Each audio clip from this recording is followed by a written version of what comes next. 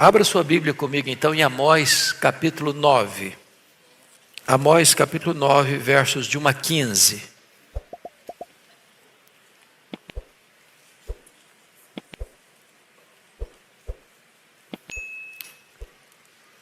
Esse texto diz assim: Vi o Senhor que estava em pé junto ao altar, e me disse: fere os capitéis, e estremecerão os umbrais, e faze tudo em pedaços sobre a cabeça de todos eles. Matarei a espada até o último deles, nenhum deles fugirá, nem escapará. Ainda que desçam ao mais profundo abismo, a minha mão os tirará de lá.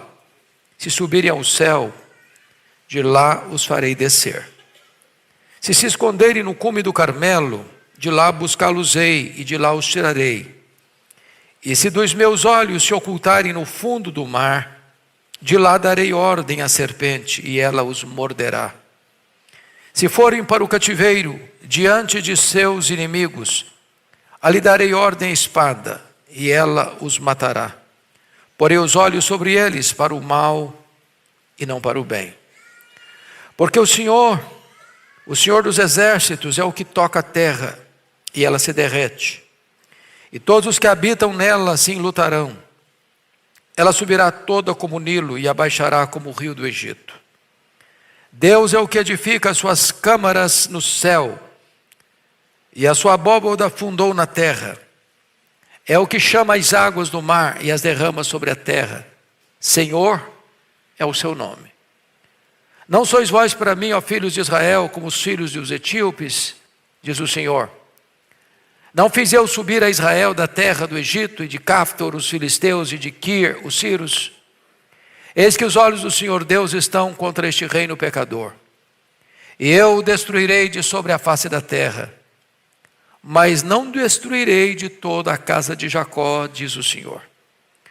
Porque eis que darei ordens e sacudirei a casa de Israel entre todas as nações, assim como se sacode trigo no crivo sem que caia na terra um só grão.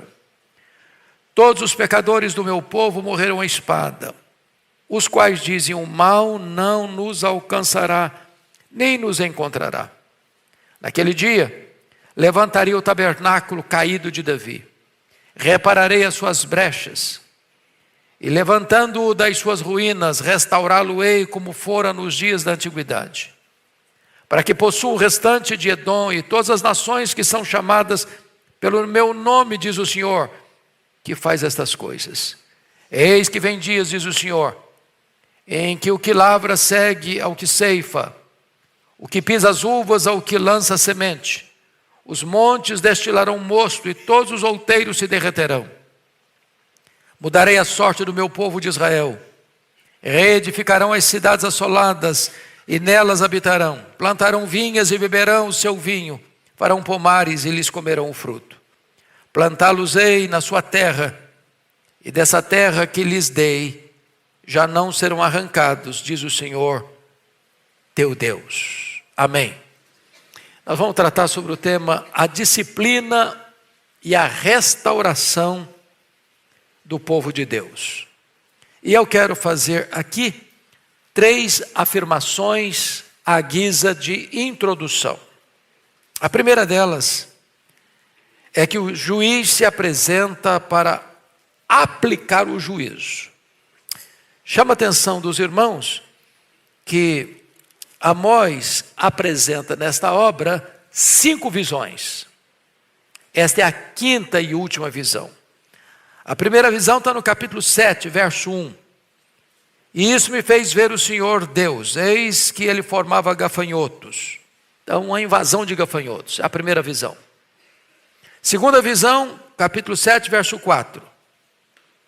E isso me mostrou o Senhor Deus, eis que o Senhor Deus chamou o fogo. Então, a segunda visão é a devastação do fogo. Terceira visão, capítulo 7, verso 7. Isso também me mostrou o Senhor, eis que o Senhor estava sobre um muro levantado a prumo. Então, a terceira visão é o prumo. A quarta visão está aí no capítulo 8, verso 1. O Senhor Deus me fez ver isso. Eis aqui um cesto de frutos de verão, Então, a quarta visão, um cesto de frutas maduras, ou seja, o país, a nação, está madura para o juízo. E a última visão, está aí no capítulo 9, verso 1. Viu o Senhor que estava em pé. Agora Deus não mostra uma visão apenas. Agora o próprio Deus é a visão. Dizendo o seguinte: a hora do juízo chegou. A hora da disciplina chegou. Agora a situação é irreversível, irremediável. Porque nas outras visões, como você pode conferir no capítulo 7, verso 2, é a intercessão do profeta. Tendo eles comido de toda a erva da terra, a visão dos gafanhotos, disse eu: Senhor Deus, perdoa, rogo-te, como subsistirá Jacó? Pois ele é pequeno. Versículo 3, então o Senhor se arrependeu disso, não acontecerá, diz o Senhor. Há momentos em que Deus diz assim: ainda tem chance, ainda tem oportunidade. Em havendo arrependimento, ainda tem perdão. Chega uma hora, entretanto, que Deus disse: basta, chega. Chegou a hora do acerto de contas. É isso que está acontecendo aqui.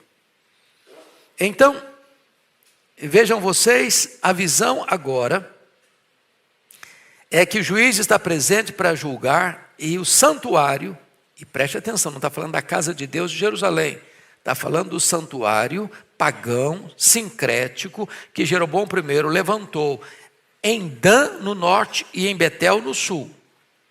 Um templo onde se adorava um bezerro de ouro. Um templo onde os sacerdotes foram forjados, criados, nomeados em competição e substituição ao sacerdócio levítico legítimo. E Deus está dizendo o seguinte: agora esse santuário vai ser derrubado de cima a baixo. Não vai mais permanecer. Por quê? Porque o juízo começa pela casa de Deus. O que Deus está fazendo é desmantelando, desconstruindo, desmontando, arruinando por completo o sistema religioso idólatra, criado por Jeroboão I. Então, só queria que os irmãos prestassem muita atenção nesse ponto. Ao longo da história de Israel, o pecado que quanto mais e constantemente ocorreu foi o pecado da idolatria. Vejam vocês que Israel está no Egito. Através da família de Jacó, pela intermediação de José, 70 pessoas descem. Passam 400 anos. E eles saem de lá com 600 mil homens, fora mulheres, crianças, em torno de 2 milhões de pessoas. Lá no Egito eles tiveram contato com idolatria. E um dos objetos adorados lá no Egito era o bezerro de ouro, símbolo da fertilidade. Esse povo caminha 40 anos no deserto. E se vocês lerem atentamente o livro de Números, que é o livro que retrata essa jornada de 40 anos, reincidentemente esse povo está caindo na idolatria. Lembram quando Moisés sobe ao monte, fica lá um tempo, e o povo chega para Arão e diz: olha, Arão, esse Moisés não sabemos o que aconteceu com ele, não sabemos se ele vai voltar, então faça-nos deuses, para podermos adorar. E então o que o Arão fez? Manda as mulheres e o povo tirar as argolas das orelhas, que eram de ouro, era muita coisa, estou falando de 2 milhões de pessoas, suficiente para construir um bezerro de ouro. E o povo se entrega a um culto pagão, com viés de promiscuidade sexual, em nome de um culto a Deus. E Moisés fica muito irritado quando desce do monte e destrói o bezerro de ouro. Mas Israel continua na peregrinação adorando deuses dos povos ao redor. Aí entra a conquista da terra, pela liderança de Josué. Qual foi o maior problema? Adorar os deuses pagãos. Aí entra o período dos juízes, 330 anos, Qual foi o pecado reincidente do povo? Adorar os deuses dos povos, que eles foram chamados por Deus para conquistar a terra deles. Embora às vezes tenham vencido alguns desses povos, sucumbiram diante dos deuses desses povos. Bom, aí vem a monarquia. Davi com Saul, com Davi, com Salomão. E o que acontece no final do reinado de Salomão? Ele passa a adorar os deuses das suas mulheres, muitas mulheres. Não só adorar, mas construir capelas, templos a deuses pagãos. Aí o que acontece? O reino, até então, uno, é dividido. E 10 das tribos, das 12 tribos, seguem a liderança cismática de Jeroboão I. O que Jeroboão I faz? Ele rompe com a dinastia de Davi, não só politicamente, ele rompe também religiosamente, espiritualmente. Porque ao assumir o reino, em 931, o que ele faz? Manda construir 2 bezerros de ouro. Um em Betel, outro em Dan. E a partir de agora ele diz para o seu povo: não temos que ir mais para Jerusalém adorar a Deus. Agora nós temos os nossos próprios deuses. Agora nós temos o nosso próprio santuário. Agora nós temos os nossos próprios sacerdotes. Agora nós temos a nossa própria liturgia. E sabe o que aconteceu? Os 19 reis que governaram nesse reino chamado do norte, todos eles, sem exceção, adoraram bezerro de ouro. Jeroboão I, Nadab, Baasa, Elá, Zinri, Onri, Acabe, Acasias, Jorão, Jeú, Jeoacás, Jeoás, Jeroboão II, Zacarias, Salum, Menahem, Pecaías, Peca e Oséias. Todos eles, em 19 anos, nunca largaram a idolatria. Amós está escrevendo aqui no reinado de Jeroboão II, que foi o rei que mais reinou em Samaria, 41 anos, e que desfrutou no seu reinado de prosperidade. Por quê? Porque as grandes potências, Egito, Assíria e Babilônia, estavam acomodadas por lá. Os inimigos limítrofes estavam também acomodados. E então ele teve paz política e teve prosperidade financeira, mas assodadamente vivendo na idolatria. A ponto de, no capítulo 7 de Amós, quando Amós denuncia os pecados da nação, aparece o sacerdote de Betel e disse para Amós: Amós, você não é daqui, você é lá do sul, você é lá de Judá, então arruma as malas e vai profetizar lá na sua terra. Aqui não, porque aqui é o santuário do rei e o santuário do reino. Ou em outras palavras, a religião estava de mãos dadas com o Estado, para defender os interesses do Estado e não defender a verdade. Semana passada, um dos políticos destacados do Brasil, não preciso mencionar o nome, defendeu, em nome da tese de um Estado laico, a religião do Estado. É o Estado que tem que definir a religião. Isso é cair no pecado de Jeroboão I. Isso é dizer que é o Estado que legitima a religião e não a verdade de Deus. E todas as vezes na história que o Estado quis domesticar a religião e que a religião esteve a serviço do Estado, o povo caiu na mais tosca idolatria e opressão. É isso que está acontecendo aqui. O que é que acontece? O culto que essa religião presta não é o culto que agrada a Deus. Pode conferir comigo o capítulo 5, versos 21 e 23. Ponha na tela para toda a igreja ler comigo. Leia aí comigo. Aborreço, desprezo as vossas festas, Com as vossas assembleias solenes não tenho nenhum prazer, e ainda que me ofereçais holocaustos e vossas ofertas de manjares, não me agradarei deles, nem atentarei para as ofertas pacíficas de vossos animais cevados. Afasta de mim o estrépito dos teus cânticos, porque não ouvirei as melodias da tua ira. Agora preste atenção de novo. Quando a teologia é falsa, é impossível que a ética seja verdadeira. Por quê? Porque a teologia é mãe da ética. A ética é filho da teologia. Assim como o homem crê, assim ele é. Então vamos ver a ética então. Veja lá capítulo 2, versículo 8. Põe na tela, vamos juntos. E se deitam ao pé de qualquer altar, sobre roupas empenhadas, e na casa do seu Deus bebem o vinho dos que foram multados. Então a promiscuidade e a prevaricação no uso dos recursos espirituais. Olha o capítulo 4, verso 4. Olha a ética torta aí, versículo 4, vamos lá. Vinde a Betel, transgredi, a Gilgal e multiplicai as transgressões.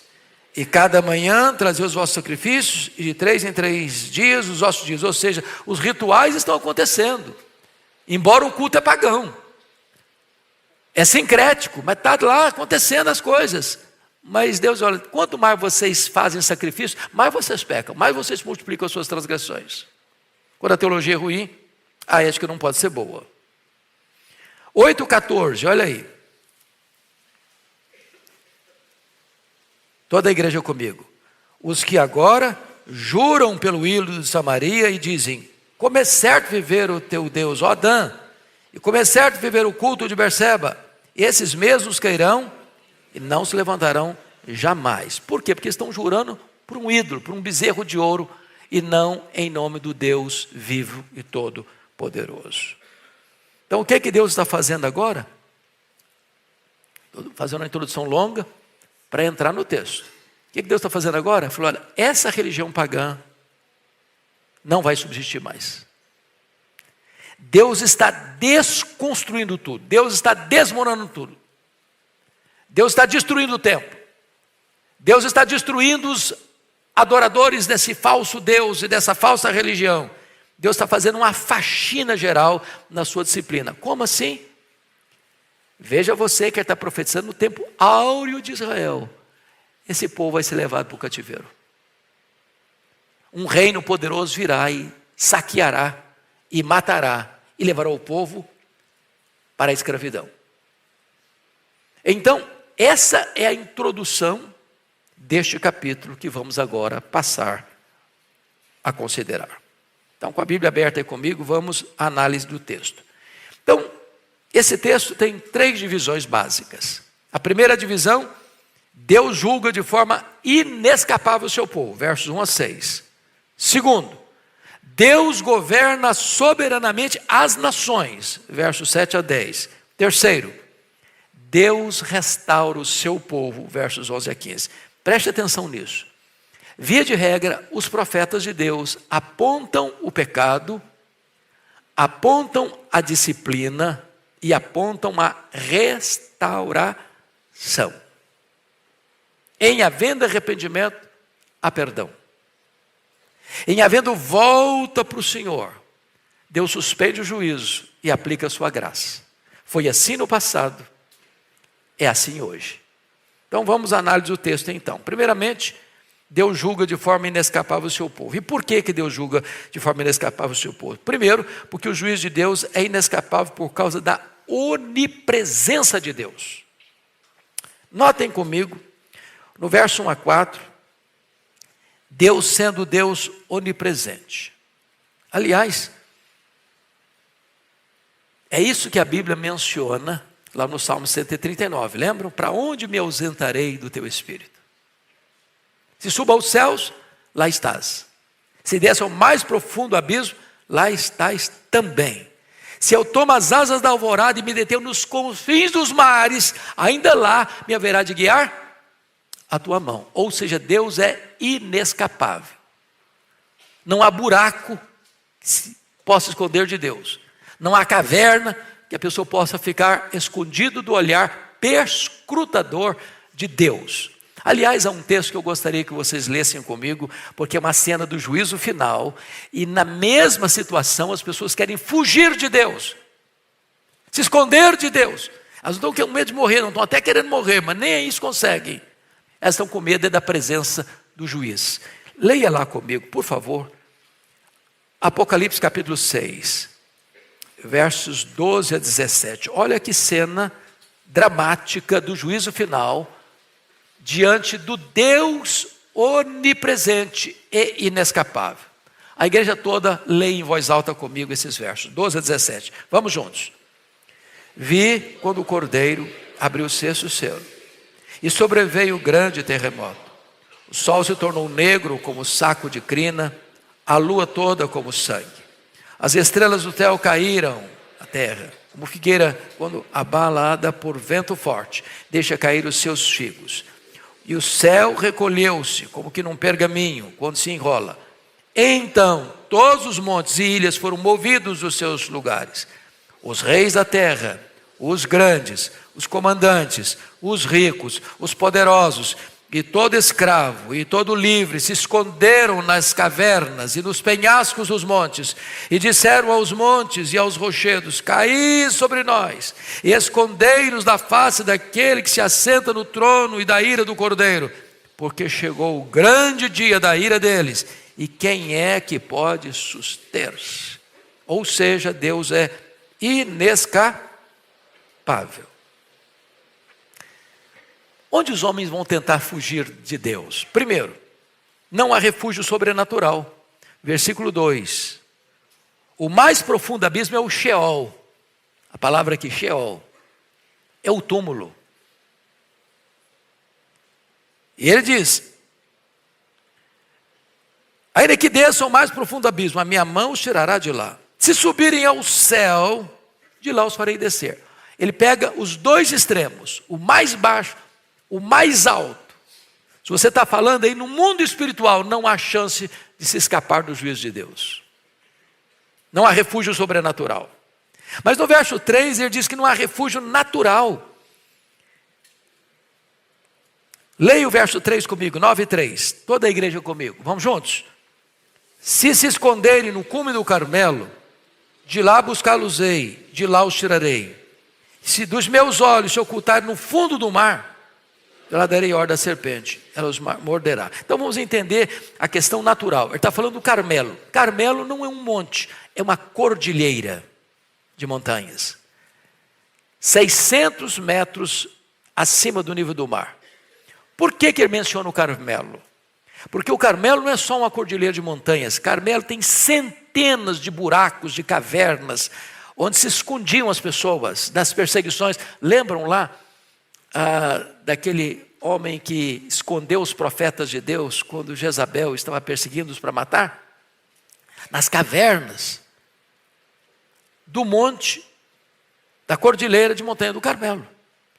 Então o que ele está dizendo? Ainda que as pessoas se escondam nas cavernas dos montes, ou ainda que as pessoas tentam se esconder lá nas profundezas do mar, não há geografia natural que possa livrar alguém das mãos de Deus quando ele se levanta para julgar. Essa é a ideia que o texto quer passar. Mas em terceiro lugar, não há refúgio sobrenatural, não há refúgio natural e não há refúgio político. Olha o verso 4, leia o 4 comigo.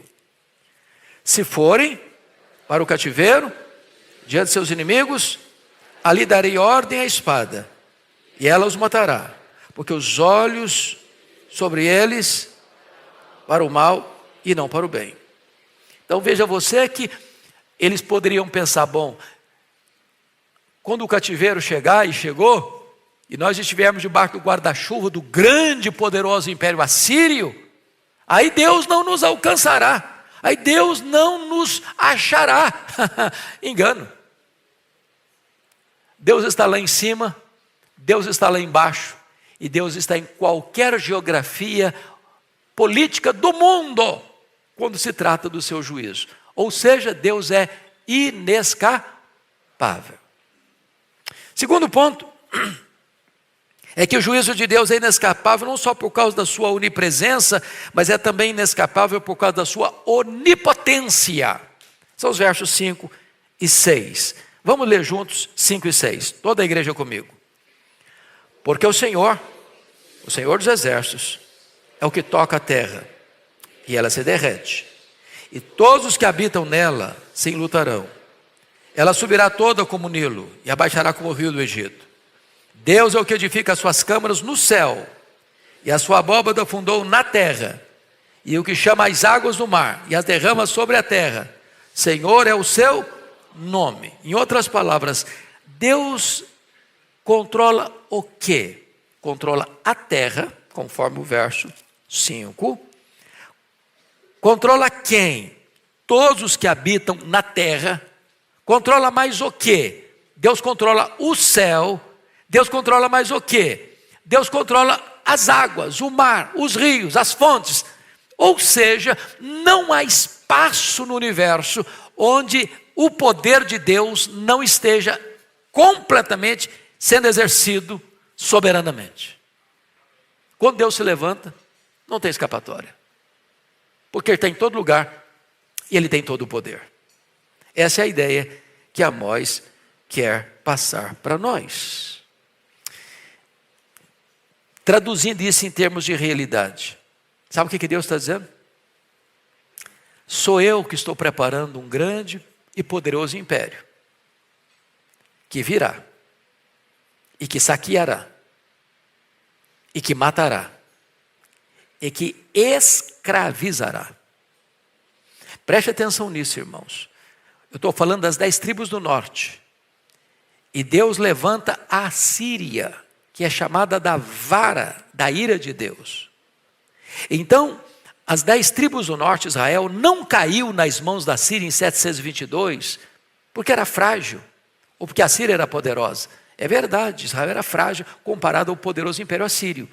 Mas foi Deus quem entregou. Quando você volta para as 2 tribos do sul, Judá, não foi Nabucodonosor e a grande Babilônia que saqueou o templo e destruiu Jerusalém e queimou o templo de Jerusalém e levou o povo cativo. É verdade que a Babilônia era um poderoso império, mas está escrito na Bíblia que foi Deus quem entregou. Entregou os vasos do templo, entregou a cidade, entregou o povo. Ou seja, a força poderosa do juízo não está na mão do homem, está na mão de Deus. O maior inimigo do homem não é o homem. O maior inimigo do homem é quando Deus se volta contra ele. O maior problema do homem não é nem mesmo a presença do diabo. O maior problema do homem é a ausência de Deus. Aqui está um ponto que Israel não entendeu. Ele está debaixo do juízo divino. Olha comigo o capítulo 4, versículo 2, para você entender isso melhor. 4:2, vamos todos ler. Jurou o Senhor Deus, pela sua santidade, que dias estão para vir sobre vós, em que vos levarão com anzóis e as vossas restantes como fisga de pesca.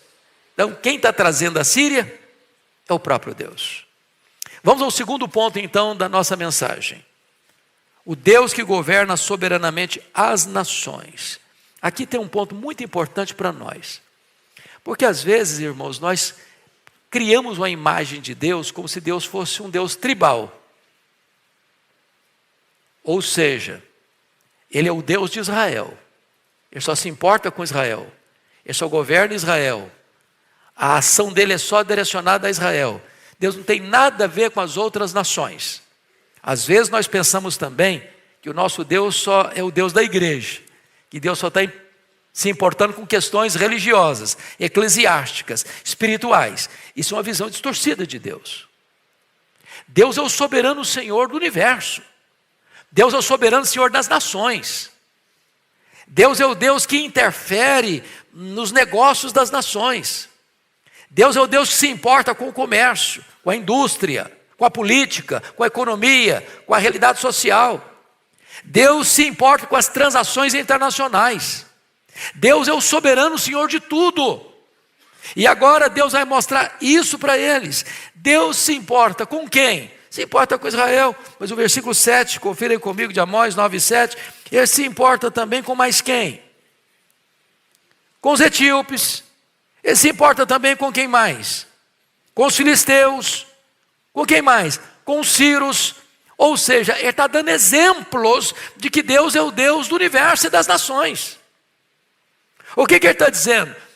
Que Israel não pode inchar o peito e levantar o narizinho e pensar, não, o nosso êxodo, só nós experimentamos um êxodo, uma libertação. Não!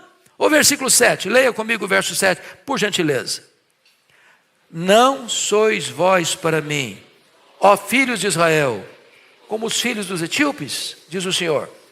Não fiz eu subir a Israel da terra do Egito, de Cafto os filisteus, e de Quiro os sírios?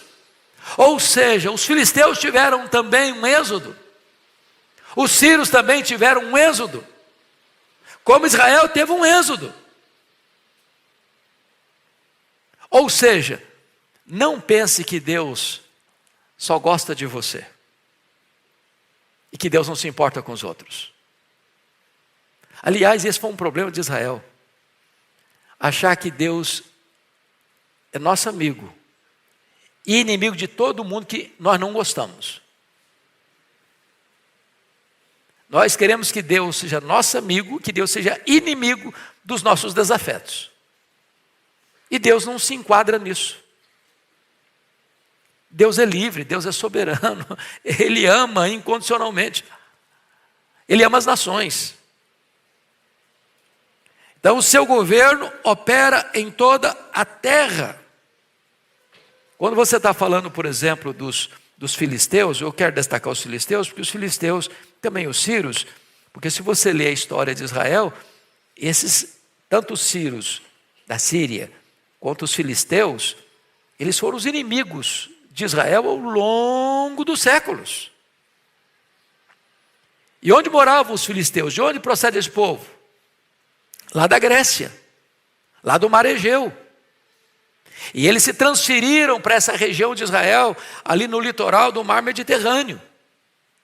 E eles eram mais desenvolvidos do que Israel no que tange a tecnologia, no que tange a arte da guerra, a arte da agricultura.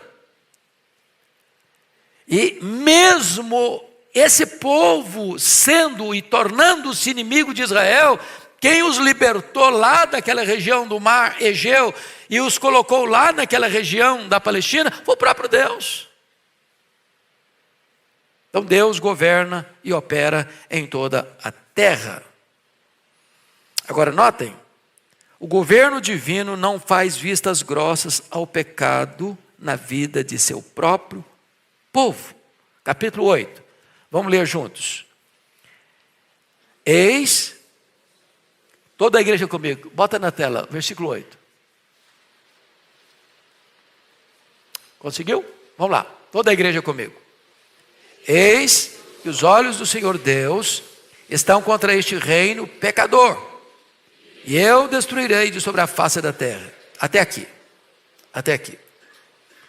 Então, não é apenas as nações pagãs que estão debaixo do desgosto de Deus, mas também o seu povo que rebeldemente, recalcitrantemente, teimosamente quer permanecer no pecado. Ou seja, Deus não tem dois pesos e duas medidas. Deus não pesa a mão sobre um e alivia a mão sobre o outro. Deus não é injusto. Às vezes, na realidade humana, você vê essa prática da injustiça. Para um, vale o favor da lei. Para outro, vale o rigor da lei. Para um, tudo está errado. Para outro, o errado está certo. Não, Deus não é assim. Deus não é assim. Deus abomina o pecado aqui, ali e além fronteiras. Terceiro, o governo divino salva o remanescente segundo a graça. Então vamos ler agora do verso 8b até o versículo 10, começando lá no 8 com o mas. Todo mundo comigo. Mas não destruirei de todo a casa de Jacó, diz o Senhor. Porque eis que darei ordens e sacudirei a casa de Israel entre todas as nações, assim como sacode trigo no crivo, sem que caia na terra um só grão. Todos os pecadores do meu povo morrerão à espada, os quais dizem: o mal não nos alcançará, nem nos encontrará. Então vamos entender algumas coisas aqui. Deus tem no meio de um povo idólatra, pagão, sincrético, apóstata, um remanescente fiel. E Deus sabe distinguir o justo do ímpio. Às vezes, irmãos, nós temos a síndrome de Elias. Qual é a síndrome de Elias? Só eu fiquei, Senhor. Só eu. Só tem eu de crente nessa nação. Só tem a minha igreja que é bíblica. Só tem a minha denominação que é fiel. Isso é um perigo. Isso é um risco. Deus tem muita gente fiel, que você nunca viu, você não conhece, que não faz parte da nossa congregação, que não faz parte da nossa denominação. Deus sabe quem é quem. Por quê? Porque o verdadeiro israelita não é aquele que tem o sangue de Abraão correndo em suas veias. É aquele que tem a fé de Abraão habitando em seu coração. Nós vamos ter algumas surpresas no céu, penso. Você aqui? Que surpresa! Cadê o fulano? Não está aqui? Pensava que estivesse. Ou talvez você ainda se surpreenda com você. Puxa vida, cheguei.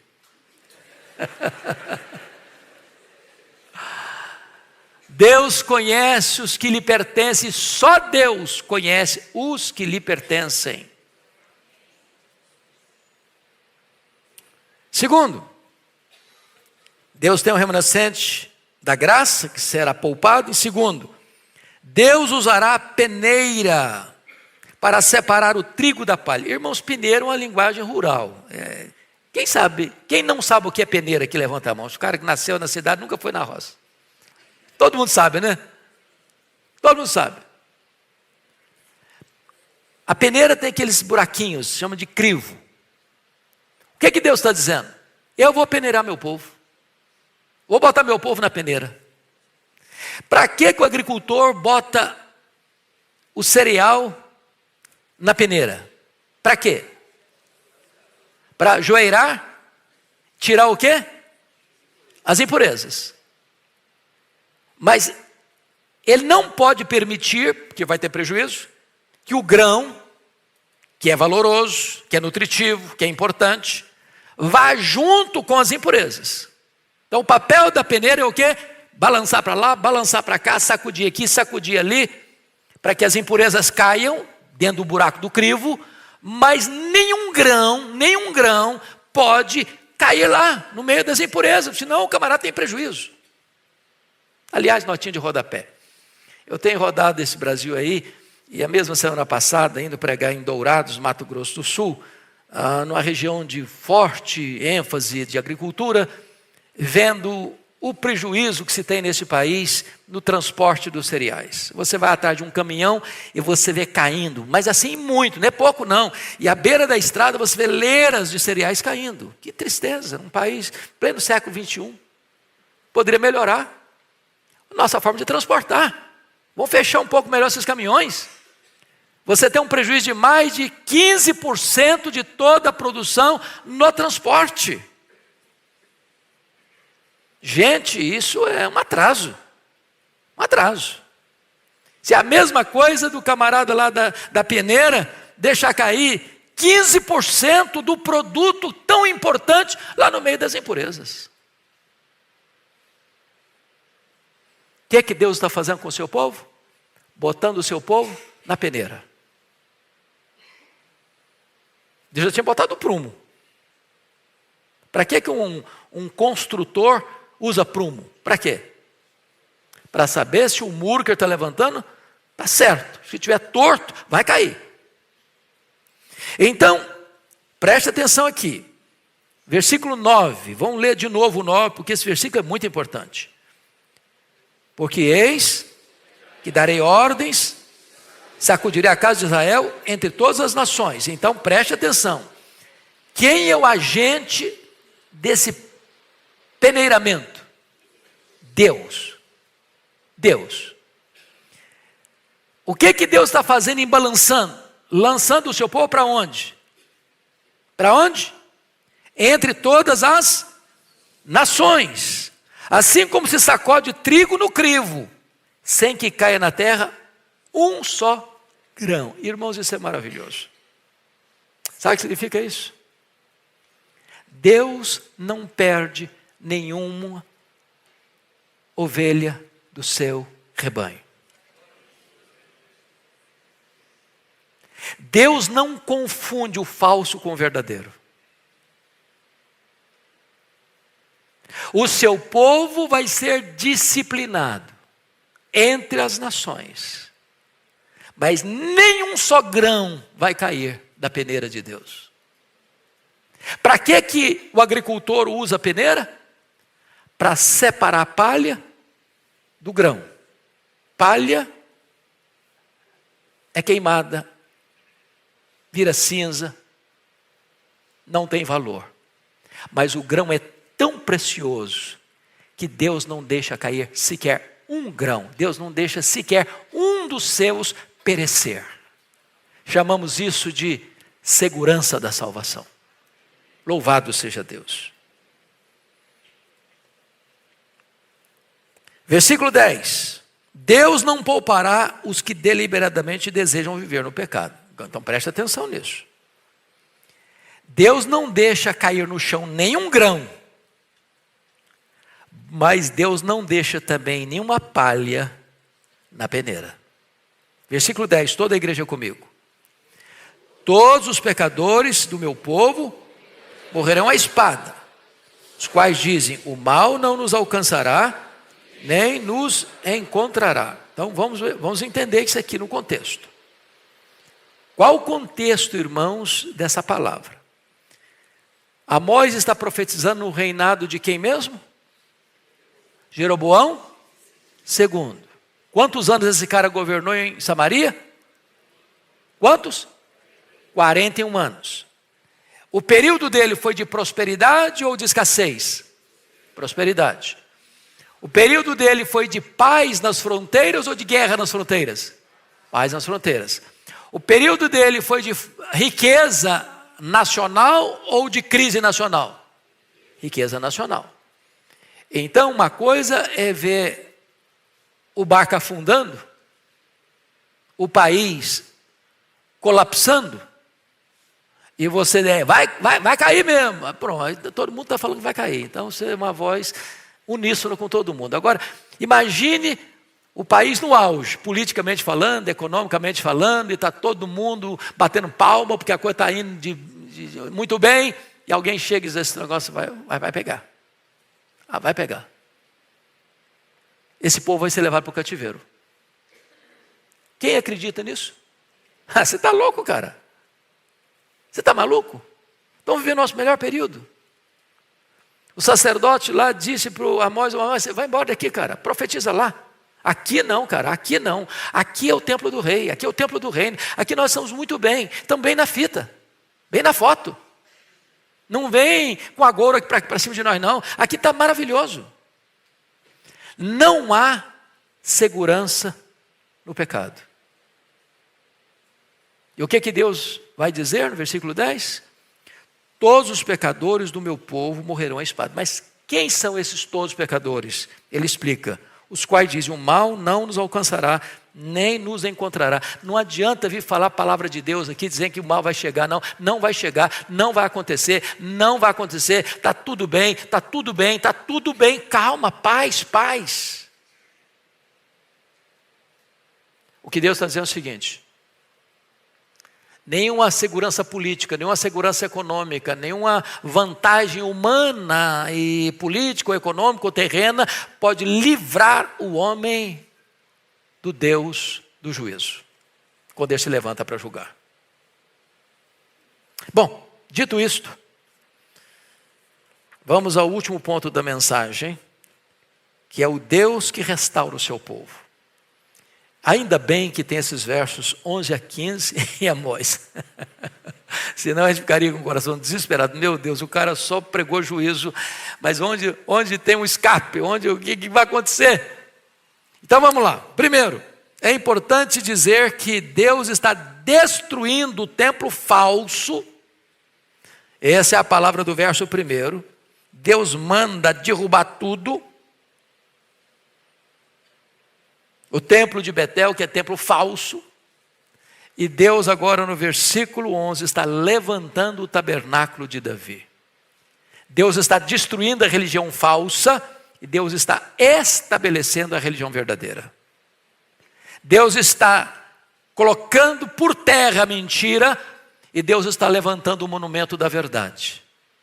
Deus está acabando com o falso culto sincrético e Deus está restabelecendo o culto verdadeiro no tabernáculo de Davi. As 10 tribos do norte deixaram de existir no ano 722, quando Samaria, depois de 3 anos de cerco, foi tomada. Porém, agora a espada do juízo dá lugar à pá da reconstrução. Eu quero destacar aqui 5 aspectos do futuro dia do Senhor. Primeiramente, vamos olhar o rei, a promessa do rei messiânico, versículo 11. Toda a igreja comigo, por favor. Naquele dia, levantarei o tabernáculo caído de Davi, repararei as suas brechas, e levantando-o das suas ruínas, restaurá-lo-ei fora nos dias, como fora nos dias da atividade. Eu chamo a sua atenção para os verbos. Você que é meticuloso, eu não sei se você é como eu, que gosta de ter a Bíblia de papel para riscar, anotar. Mas vamos olhar os verbos do verso 11? Me ajudem aí. Pode falar em voz alta para eu ouvir. Quais são os verbos aí? Levantarei, repararei, levantando, restaurando. Então, todos os verbos apontam para a mesma direção. Quem é o agente dessa restauração? Deus. A restauração da igreja está na mão de quem? Do homem ou de Deus? De Deus. É Deus quem está restaurando. Deus é o único agente dessa restauração. Olha o versículo 14 para reforçar isso. Leia o 14 comigo. Mudarei a sorte do meu povo de Israel. Até aqui. Quem vai mudar a sorte do povo? Deus. Versículo 15. Primeira parte, todos juntos. Plantá-los-ei na sua terra. Quem está plantando? Deus. Então quem é o agente da restauração? Deus. É Ele quem faz. Ele quem aplica o juízo e quem traz restauração. Segundo, as nações, o fim do muro de separação. Versículo 12, a igreja comigo. Para que possuam o restante de Edom e todas as nações que são chamadas pelo meu nome, diz o Senhor, que faz estas coisas. Então vamos entender isso aqui. Ele cita emblematicamente Edom. E ele, além de Edom, todas as nações. Ele está falando de um projeto macro, maior, que começa lá em Gênesis 12, versículo 2. Em ti serão abençoadas quantas nações da terra? Todas as nações da terra. Do que Amós está falando? Amós está levantando aqui, irmãos, a ideia maior da igreja, que conquista as nações, não com o poder da espada, não com decretos de cortes, não com leis do legislativo, não com a batuta do executivo. A igreja alcança as nações com o poder da sua palavra. E por que Edom é mencionado? Por uma questão emblemática. Porque vocês sabem que Edom era parente de Israel, certo? De onde procede o povo edomita? De Esaú. Esaú é irmão gêmeo de Jacó. Mas os edomitas, Edom, tornaram-se inimigos irreconciliáveis de Israel. Foram um problema na travessia do deserto. E lá no capítulo 1 de Amós, se confere comigo aí, versículo 11. Podemos botar na tela? 1:11, por favor? Toda a igreja. Assim diz o Senhor: por 3 transgressões de Edom e por 4 não sustarei o castigo, porque perseguiu seu irmão a espada e baniu toda a misericórdia, e a sua ira não cessou de despedaçar, e reteve a sua indignação para sempre. Edom foi inimigo de Israel de forma cruel. Quando Jerusalém estava sendo tomada pelos babilônios, pelos caldeus, o povo edomita ficou nas encruzilhadas, matando os que tentavam escapar, ou capturando-os e entregando-os aos caldeus. Agora o evangelho chega e derruba o muro da inimizade. Agora a igreja de Deus constrói pontes de reconciliação, onde o pecado tinha levantado muros de separação. Agora todas as nações pertencem ao Senhor. E aí você vai entender melhor o que está lá em Apocalipse 5:9. Bota na tela, por favor, Apocalipse 5:9, para todos nós lermos. Vamos juntos?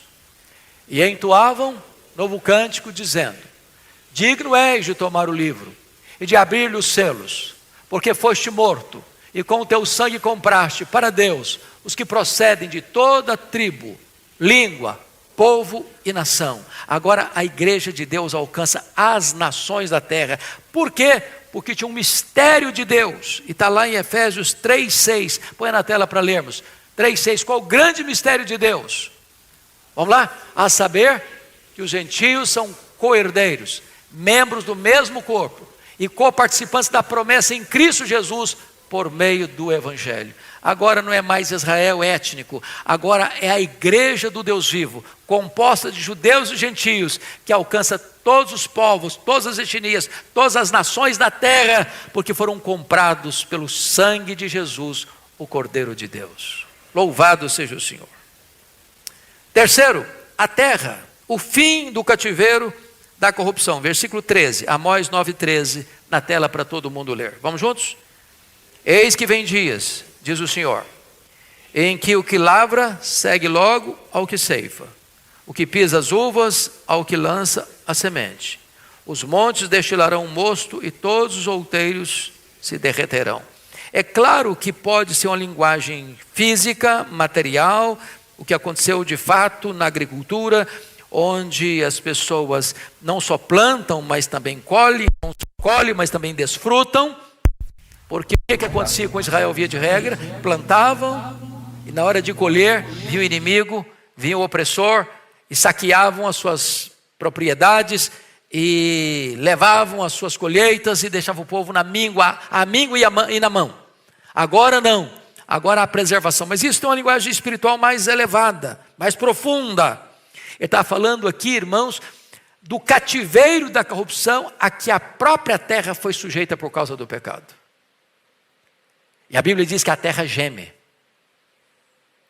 sangra, contorce com cólicas intestinais, aguardando a revelação dos filhos de Deus, quando Deus vai resgatar a própria terra, a própria natureza deste cativeiro da corrupção, quando a Bíblia diz que vi novos céus e nova terra, nos quais habita justiça. E Deus não só vai levar a sua igreja para a glória, Ele vai restaurar toda a criação que foi colocada debaixo de cativeiro por causa do pecado do homem. Quando Adão pecou, Deus não amaldiçoou Adão, não. Sabia disso? Deus amaldiçoou a serpente. Deus traz uma palavra muito dura para a mulher: no meio de dores darás à luz filhos. E em vez de Deus amaldiçoar Adão, Deus diz: eu amaldiçoarei a terra. Ela vai ser tua inimiga. Ela vai produzir espinhos, cardos e abrolhos. E agora você vai comer o seu pão com o suor do seu rosto. Irmãos, isso é uma coisa incrível. Você que conhece a agricultura sabe disso. Você precisa plantar o arroz, o feijão, o milho, a soja, o algodão. E precisa cultivar e cuidar muito. Mas a erva daninha brota naturalmente. Ninguém semeia, ninguém bota adubo. E ela cresce. E se não tomar cuidado, ela cresce com mais força, com mais vigor do que a planta que você plantou para dar pão ao que tem fome. Consequência de quê? Do pecado. Deus vai restaurar a própria natureza do cativeiro da corrupção. Louvado seja Deus. Mas ainda, penúltimo lugar, o povo. O fim das expectativas frustradas. Versículo 14, toda a igreja comigo. Mudarei a sorte do meu povo de Israel. Reedificarão as cidades assoladas e nelas habitarão. Plantarão vinhas, beberão o seu vinho. Farão pomares e lhes comerão do fruto. O que ele está falando no versículo 13? Ele fala de abundância. E no versículo 14 ele fala de desfrute. São as bênçãos da graça. Não só fisicamente. É tão bom quando você vê a alegria de um agricultor plantar e colher. Plantar, colher e desfrutar. A Bíblia diz que você não pode nem atar a boca do boi que trabalha. Então, se o camarada lida lá com o leite, diz a Bíblia, que ele não pode ser privado de tomar o leite. Se ele planta uma roça, ele não pode ser privado de comer o fruto daquele trabalho dele. E o que o texto está querendo dizer fisicamente é que haverá então a bênção do plantar e do colher, da abundância. Mas mais do que isso, haverá a bênção do desfrute. Mas isso vai muito além do que coisas materiais e terrenas. Isso fala da provisão abundante da graça de Deus. Você tem mesa farta na casa do Pai. Tem pão com fartura, pão quentinho do céu, provisão divina. Fechando, terminando, concluindo, ele fala do país, o fim da insegurança, versículo 15, toda a igreja comigo, por favor. Plantá-los-ei na sua terra, e dessa terra que lhes dei, já não serão arrancados, diz o Senhor teu Deus. Eu quero brevemente aqui fazer duas aplicações, uma histórica, outra teológica. Porque a histórica tem a ver também com Israel. Tem a ver com Israel. Físico, material, étnico, nação. A história de Israel não é uma história fácil, não.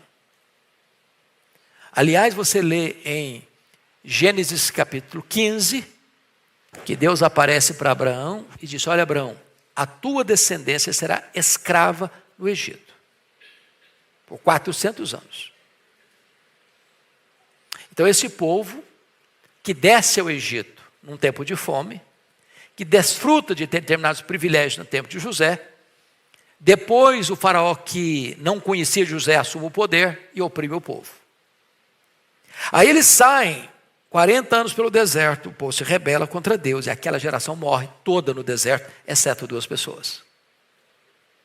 Aí eles conquistam a terra em 7 anos, mas em vez de eles desalojarem o povo da terra, eles namoram e flertam com os deuses da terra. E são oprimidos. 330 anos no período dos juízes. Aí eles pedem um rei. E Deus diz: olha, vocês vão pagar um alto preço para ter um rei. Estão dispostos? Ah, sim, estamos dispostos. Aí levanta Saul. Começa bem e termina muito mal. Aí Deus levanta Davi. E Davi, apesar dos seus erros pessoais, foi o homem segundo o coração de Deus e ele fortalece o reino. E aí ele constitui o seu filho, mesmo diante de uma rebelião de Adonias, que queria tomar o poder à força, põe Salomão no trono. E Salomão vai muito bem no começo, e vai muito mal no final do seu governo. A ponto de impor escravidão sobre o povo para manter o luxo do palácio. A ponto de levantar capelas às mulheres, aos deuses das mulheres. Muitas que ele tinha. E adorar esses deuses. Aí tem a divisão do reino. E tanto o reino do norte, quanto o reino do sul viveram não só em guerras internas, mas muitas vezes debaixo de opressão dos inimigos. Aí em 722 a Síria leva para o cativeiro as 10 tribos do norte e não voltam mais. E aí em 586 a Babilônia leva o reino de Judá para o cativeiro, 70 anos. Eles voltam, mas voltam não como um povo livre, eles estão agora debaixo de um outro império, o Império Persa. O Império Persa passa, mas agora estão debaixo de um outro poder estrangeiro, o Império Grego. E agora o Alexandre morre, e eles estão debaixo de um outro poder, ora dos Ptolomeus do Egito, ora pelos Seleucidas da Síria. E aí eles têm uma breve e rápida libertação no governo Asmoneu, Matatias Macabeu e Judas Macabeu, mas dura pouco. E em 63, Pompeu conquista aquele território, Israel passa a ser súdito do poderoso Império Romano. E aí chega o ano 70 da era cristã, Tito Flávio destrói Jerusalém, queima o templo de Jerusalém e dispersa os judeus para o mundo todo no ano 70. Uma diáspora que durou mais de 1.800 anos. Israel retorna ao seu território agora, em 14 de maio de 1948. E vocês todos sabem a luta que Israel tem de terem inimigos à volta, mas Deus plantou o seu povo na sua terra. Cumprimento de Amós 9:15. Esse é o aspecto político. Deus usou instrumentos humanos? Sim. Quem assinou? Secretário-geral da ONU, da época, um brasileiro. Oswaldo Aranha. Ele não era sionista, não. Ele era contra os judeus. Mas assinou. Como nós temos, na época de Getúlio Vargas, vocês sabem disso, o nosso presidente Getúlio Vargas capturou judeus aqui e mandou-os de presente para Hitler, para serem mortos. A história do Brasil antisionista não é tão... é complicada. Mas quem plantou Israel de volta ao seu território? O próprio Deus. Mas esse cumprimento não é apenas político ou geopolítico. Esse cumprimento, irmãos, vai muito além agora numa aplicação teológica. O que significa isso? Plantá-los-ei na sua terra e dessa terra que lhes dei, já não serão arrancados, diz o Senhor. É uma aplicação espiritual da segurança da salvação. Você é cidadão do céu. A sua pátria está no céu. Você foi selado com o Espírito Santo da promessa e você é propriedade exclusiva de Deus. E ninguém, e força humana, e força terrena, e força demoníaca, força espiritual, jamais poderá arrancar você das mãos do Senhor, dessa terra que é a nova Canaã celestial. Louvado seja Deus. Temos plena segurança espiritual. Deus nos ajude, irmãos, a compreendermos esta verdade que Jesus nos ensinou. As minhas ovelhas ouvem a minha voz e me seguem. Eu dou a elas a vida eterna e ninguém as arrebatará das minhas mãos. E Paulo diz, eu estou muito certo de que nem a morte, nem a vida, nem os anjos, nem os principados, nem as potestades, nem os poderes, nem a altura, nem a profundidade, nem qualquer outra criatura poderá separar-nos do amor de Deus que está em Cristo Jesus, nosso Senhor. Plena segurança. Aqui ficamos então na conclusão do livro de Amós. Se Deus permitir, na próxima aula que tivermos aqui, nós estaremos iniciando o livro de Abacuque. E eu peço a gentileza a você de ler esse livro. Só 3 capítulos. Uma mensagem poderosa da parte de Deus para o nosso coração. Vamos ficar em pé e vamos orar.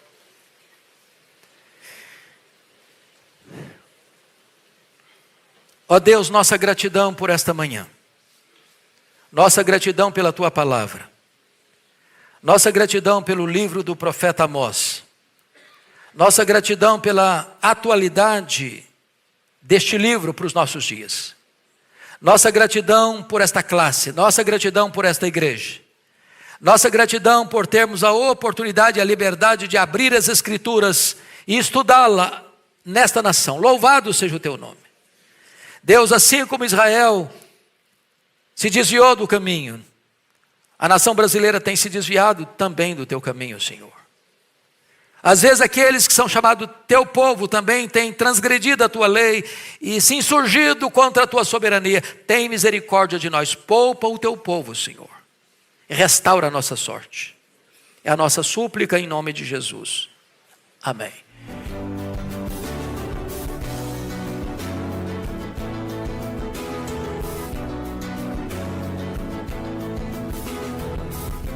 Palavra da Verdade, com Hernandes Dias Lopes.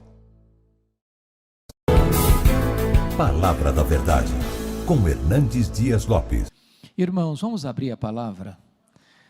Evangelho de Cristo, conforme o registro de Lucas, capítulo 3. Lucas, capítulo 3, versos de 1 a 20.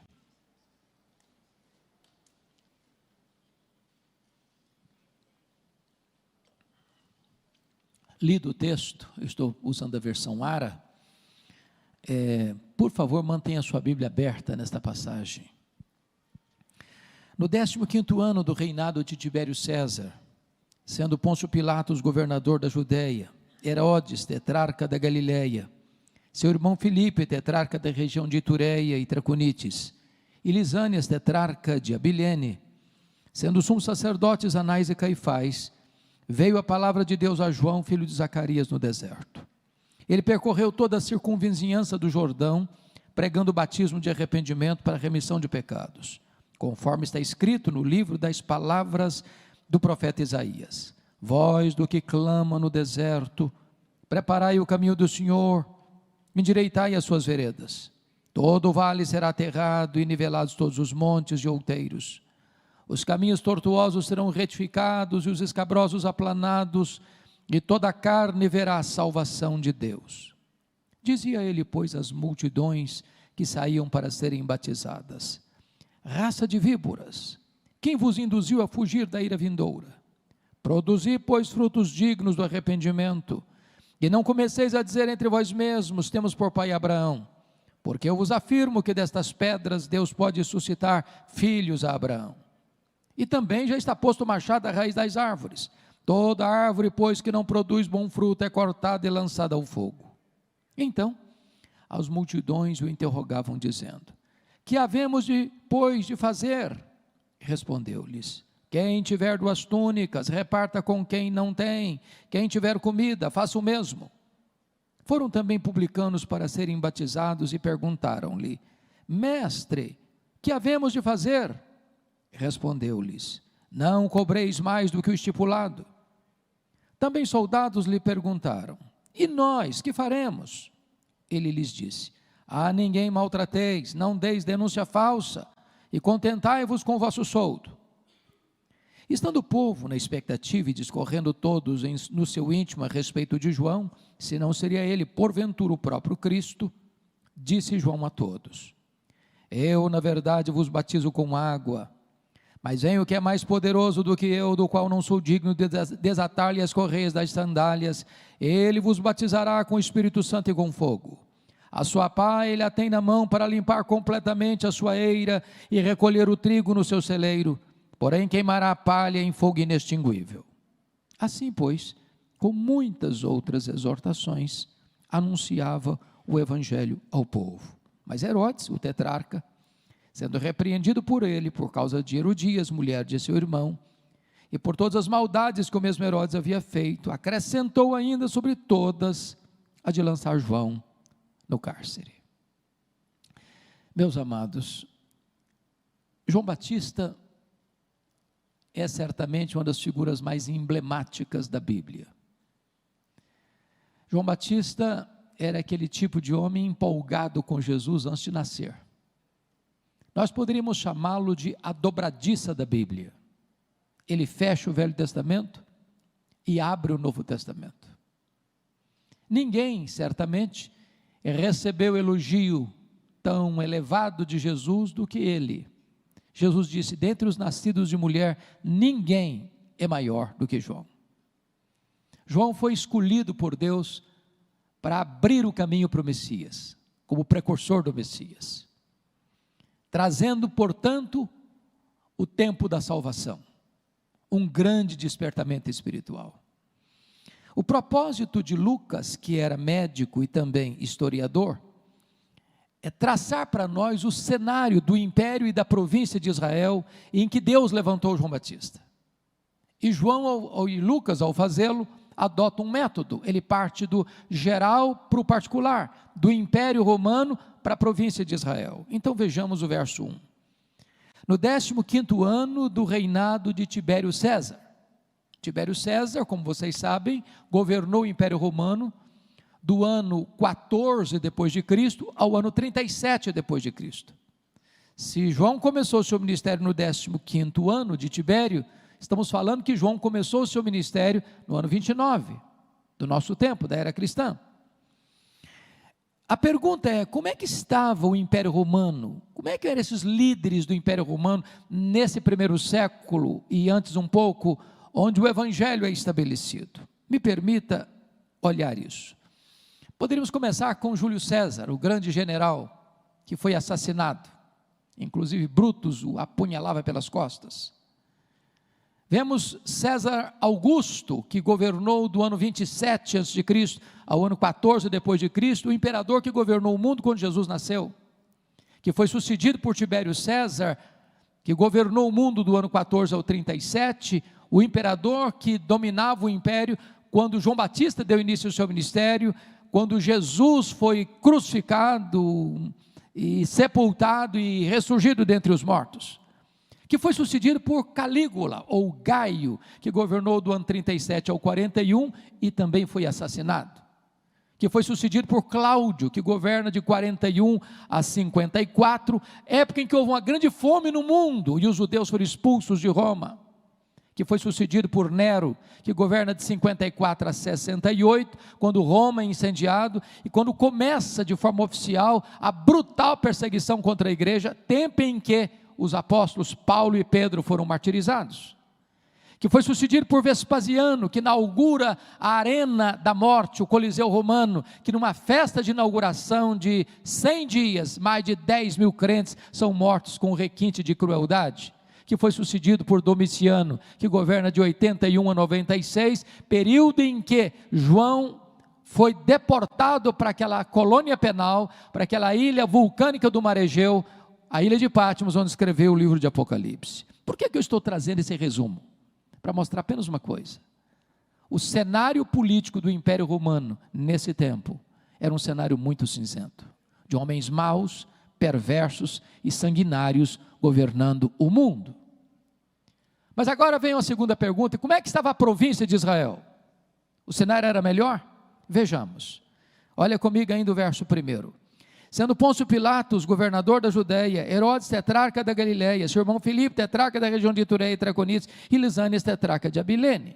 Algo muito estranho nesse versículo, porque no ninho dos filhos do rei Herodes, que nós chamamos de tetrarcas, ou seja, o governador de uma quarta parte, tem um homem aqui que é uma ave estranha nesse ninho, o governador Pôncio Pilatos. Ele não é filho de Herodes, ele não é da família herodiana, ele é um governador romano. Como é que veio parar aqui? Como é que caiu de paraquedas aqui? Como é que se explica a presença dele aqui? Por que que o Arquelau, que era o tetrarca da Judeia, conforme Mateus 2:22, não está aqui, e no lugar dele tem aqui um governador romano? Para explicar isso, eu preciso da paciência de vocês, de retornar um pouquinho na história, porque é necessário compreender isso para compreender melhor a mensagem de João. Então vamos recuar um pouquinho na história. Começamos com a tomada de Jerusalém em 586, pelo grande e poderoso Império Babilônico. Ao longo desse cativeiro de 70 anos, a Babilônia caiu nas mãos de um outro império, o Império Medo-Persa, que por sua vez caiu nas mãos de um outro império, o Império Grego ou Greco-Macedônio, com Filipe da Macedônia, Alexandre o Grande, que espalha a cultura helênica, a cultura grega, que era contrária à fé judaica. Época em que também se espalha uma língua universal, o inglês de hoje, a língua grega. Foi nesse tempo que o Velho Testamento foi traduzido para o grego, numa versão tão conhecida por todos nós como Septuaginta. Com a morte precoce de Alexandre o Grande, não tendo ele herdeiro para o trono, o vasto império greco-macedônio é dividido entre 4 generais. Israel ficou ora sob o controle dos Ptolomeus egípcios, ora sob o controle dos Seleucidas da Síria.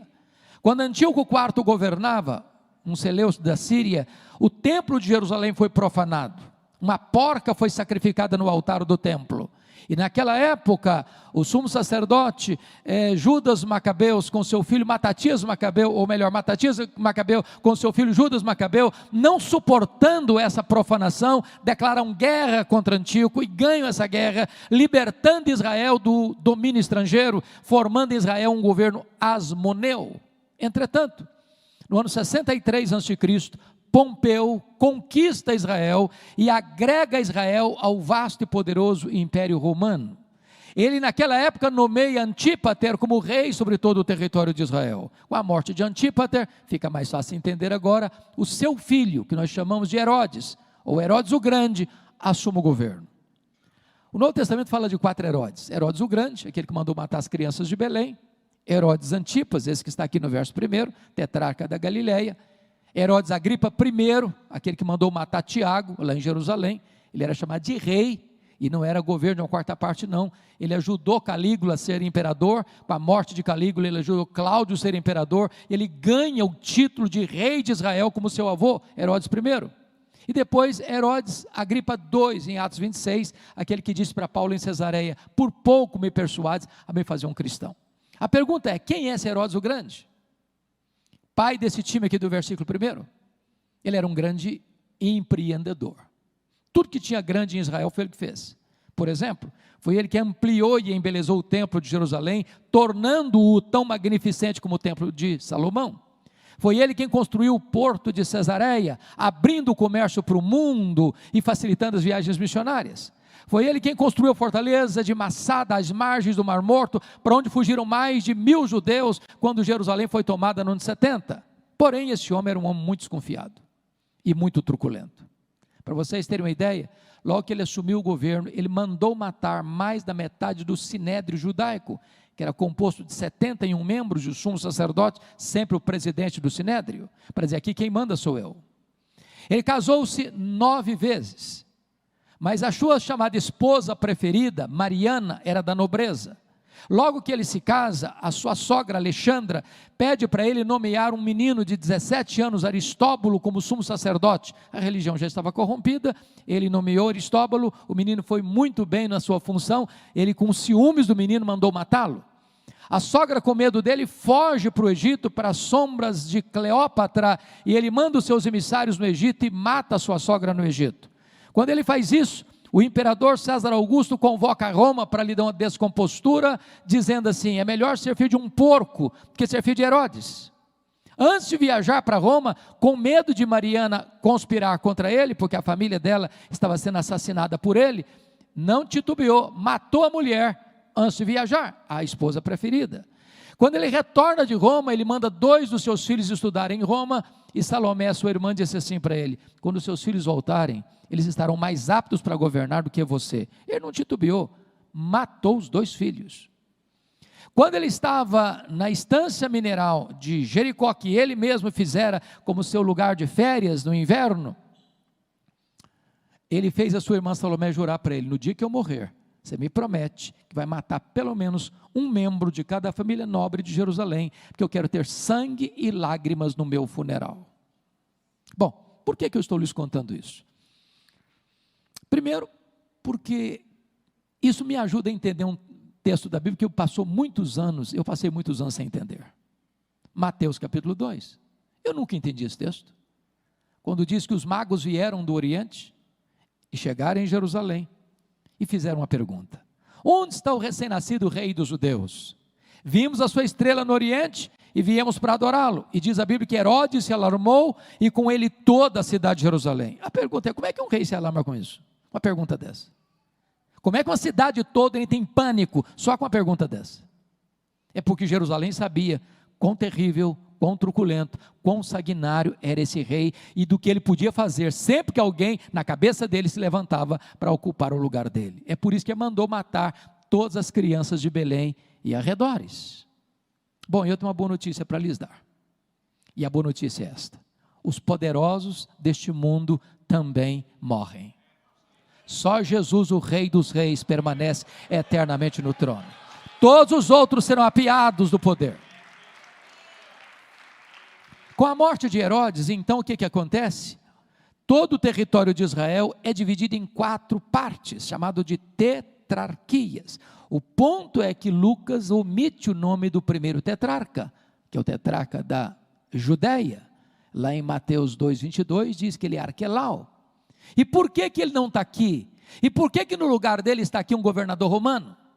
Bom, o problema é o seguinte: ele era tão mal quanto o seu avô, que quando ele assume o governo, os judeus disseram: nós não aguentamos esse homem, e pediram para Roma: tira esse homem daqui, tira esse homem daqui. Notem que, embora Israel pertencesse ao Império Romano, mas quem mandava em Israel exatamente era a família herodiana, era a família Edomeia. E então Roma aproveita o momento, arranca Arquelau do poder, põe o pé dentro de Jerusalém e nomeia um governador romano. Pilatos não é o primeiro, Pilatos é o quinto. Bom, estou lhes contando isso para fazer a segunda pergunta agora. Se o cenário político do império era sombrio, como é que é o cenário político da província de Israel? Esse time aqui é gente boa? Pôncio Pilatos, Herodes Antipas, Filipe, Lisânias? Não, são homens maus, terríveis, truculentos, sanguinários, perversos. Ou seja, se o cenário político do império e da província eram muito ruins quando Deus levantou João Batista, talvez você faça outra pergunta. Bom, quem sabe a religião, a igreja vai ser o porto seguro, vai ser o ponto de esperança das pessoas. Mas a pergunta é: como é que estava a igreja? Como é que estava a religião? Olha o versículo 2: sendo sumos sacerdotes Anás e Caifás. O que está estranho aí? Só tinha um sumo sacerdote, aqui tem 2. A religião já estava corrompida. Para vocês terem uma ideia, do ano 14 ao ano 28 depois de Cristo, 28 pessoas ocuparam esse cargo, que era o cargo mais importante da religião judaica. Sumo sacerdote, era comprado a peso de ouro esse cargo. Na verdade, o Anás é o sogro, o Caifás é o genro. O sogro Anás já tinha sido deposto, mas ele era muito influente. Nos bastidores quem mandava era ele. Ele era o sumo sacerdote de fato. O Caifás era apenas um sacerdote de direito. Tanto é verdade que quando Jesus foi preso e interrogado, quem interroga Jesus não é Caifás, é Anás. Mas quem dá a canetada para mandá-lo ao governador é Caifás. Em outras palavras, o cenário político do império, da província e a religião estão corrompidos. Está tudo errado. E você pergunta: meu Deus, tem esperança num cenário desse? Agora você olha para o mundo hoje, numa agenda claramente posta contra os valores do reino de Deus, e você pergunta: tem esperança? Você olha para o Brasil, com a agenda completamente contrária à agenda cristã, dos valores judaicos cristãos, que foram pilares da sociedade, e você pergunta: meu Deus, tem esperança?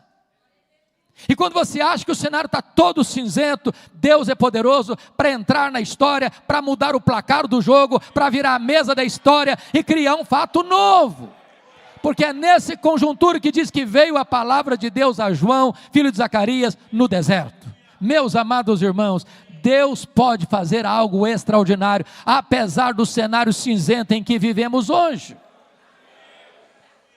A palavra de Deus é um homem estranho, num lugar estranho, usando roupa estranha, se alimentando de comida estranha. Mas isso não importa, porque não é o lugar que faz o homem, é o homem quem faz o lugar. Onde a palavra de Deus vem, meus irmãos, aí as multidões se ajuntam. Não importa se numa grande metrópole, não importa se numa cidade do interior, não importa se numa região rural, não importa se numa grande catedral, não importa se num barraquinho pequeno, não importa se num deserto ou debaixo de uma árvore, onde a palavra de Deus vem, as multidões vão juntar-se para ouvir a palavra de Deus. Agora, como é que era o ministério desse homem? Olha o verso 3. Ele percorreu toda a circunvizinhança do Jordão. Isso não é informação, isso é uma agenda. Uma agenda. Isso é uma metodologia. Leiam os profetas, leia João, leia Jesus, leia os apóstolos, e vocês verão que todos eles pregaram lá fora, onde as pessoas estavam. Hoje nós queremos que as pessoas venham cá dentro, onde nós estamos. Eles gastaram as solas dos sapatos, nós gastamos o assento dos bancos. A agenda deles era centrífuga, nós estamos transformando a agenda do reino em centrípeta. Se nós quisermos impactar o mundo, nós teremos que ir lá fora onde as pessoas estão. Mas a pergunta é, o que esse homem pregou? Tem 400 anos que ninguém escuta um sermão. De Malaquias a João, nós chamamos de silêncio profético. Tem templo, tem música, tem festa, tem sacrifício, mas não tem palavra de Deus. Depois de 400 anos, o primeiro pregador se levanta, e o que é que ele prega? Alguém poderia dizer, ô João, pega leve, esse povo não está acostumado com Bíblia. Se o seu sermão for muito forte, esse povo não vai aguentar. Então prega uma mensagem mais palatável, prega uma mensagem mais politicamente correta. Mas João não era um arauto da conveniência, ele era o profeta do Deus Altíssimo. Ele não era um alfaiate do efêmero, ele era o escultor do eterno. Ele não prega para agradar, ele prega para levar as pessoas à salvação. Ele prega batismo de arrependimento para remissão de pecados. Ele está dizendo, a não ser que você se arrependa, a não ser que você tenha uma nova mente, um novo coração, uma nova vida, não tem perdão, não tem salvação para a sua vida. Mas você pode perguntar ao texto, de onde ele tirou essa mensagem? Ele inventou essa mensagem? Ele criou essa mensagem? A resposta está no versículo 4. Conforme está escrito nas palavras do profeta Isaías. Depois de 400 anos, quando o primeiro pregador se levanta, ele não prega do coração dele, ele não prega da cabeça dele, ele não inventa a mensagem, ele não cria a mensagem, ele abre a Bíblia e prega a Bíblia. É a palavra de Deus, é a palavra de Deus, é a palavra de Deus. Deus não tem nenhum compromisso com a palavra do pregador, Deus tem compromisso é com a sua palavra. A promessa que não volta vazia, não é a palavra do pregador, é a palavra do Deus vivo.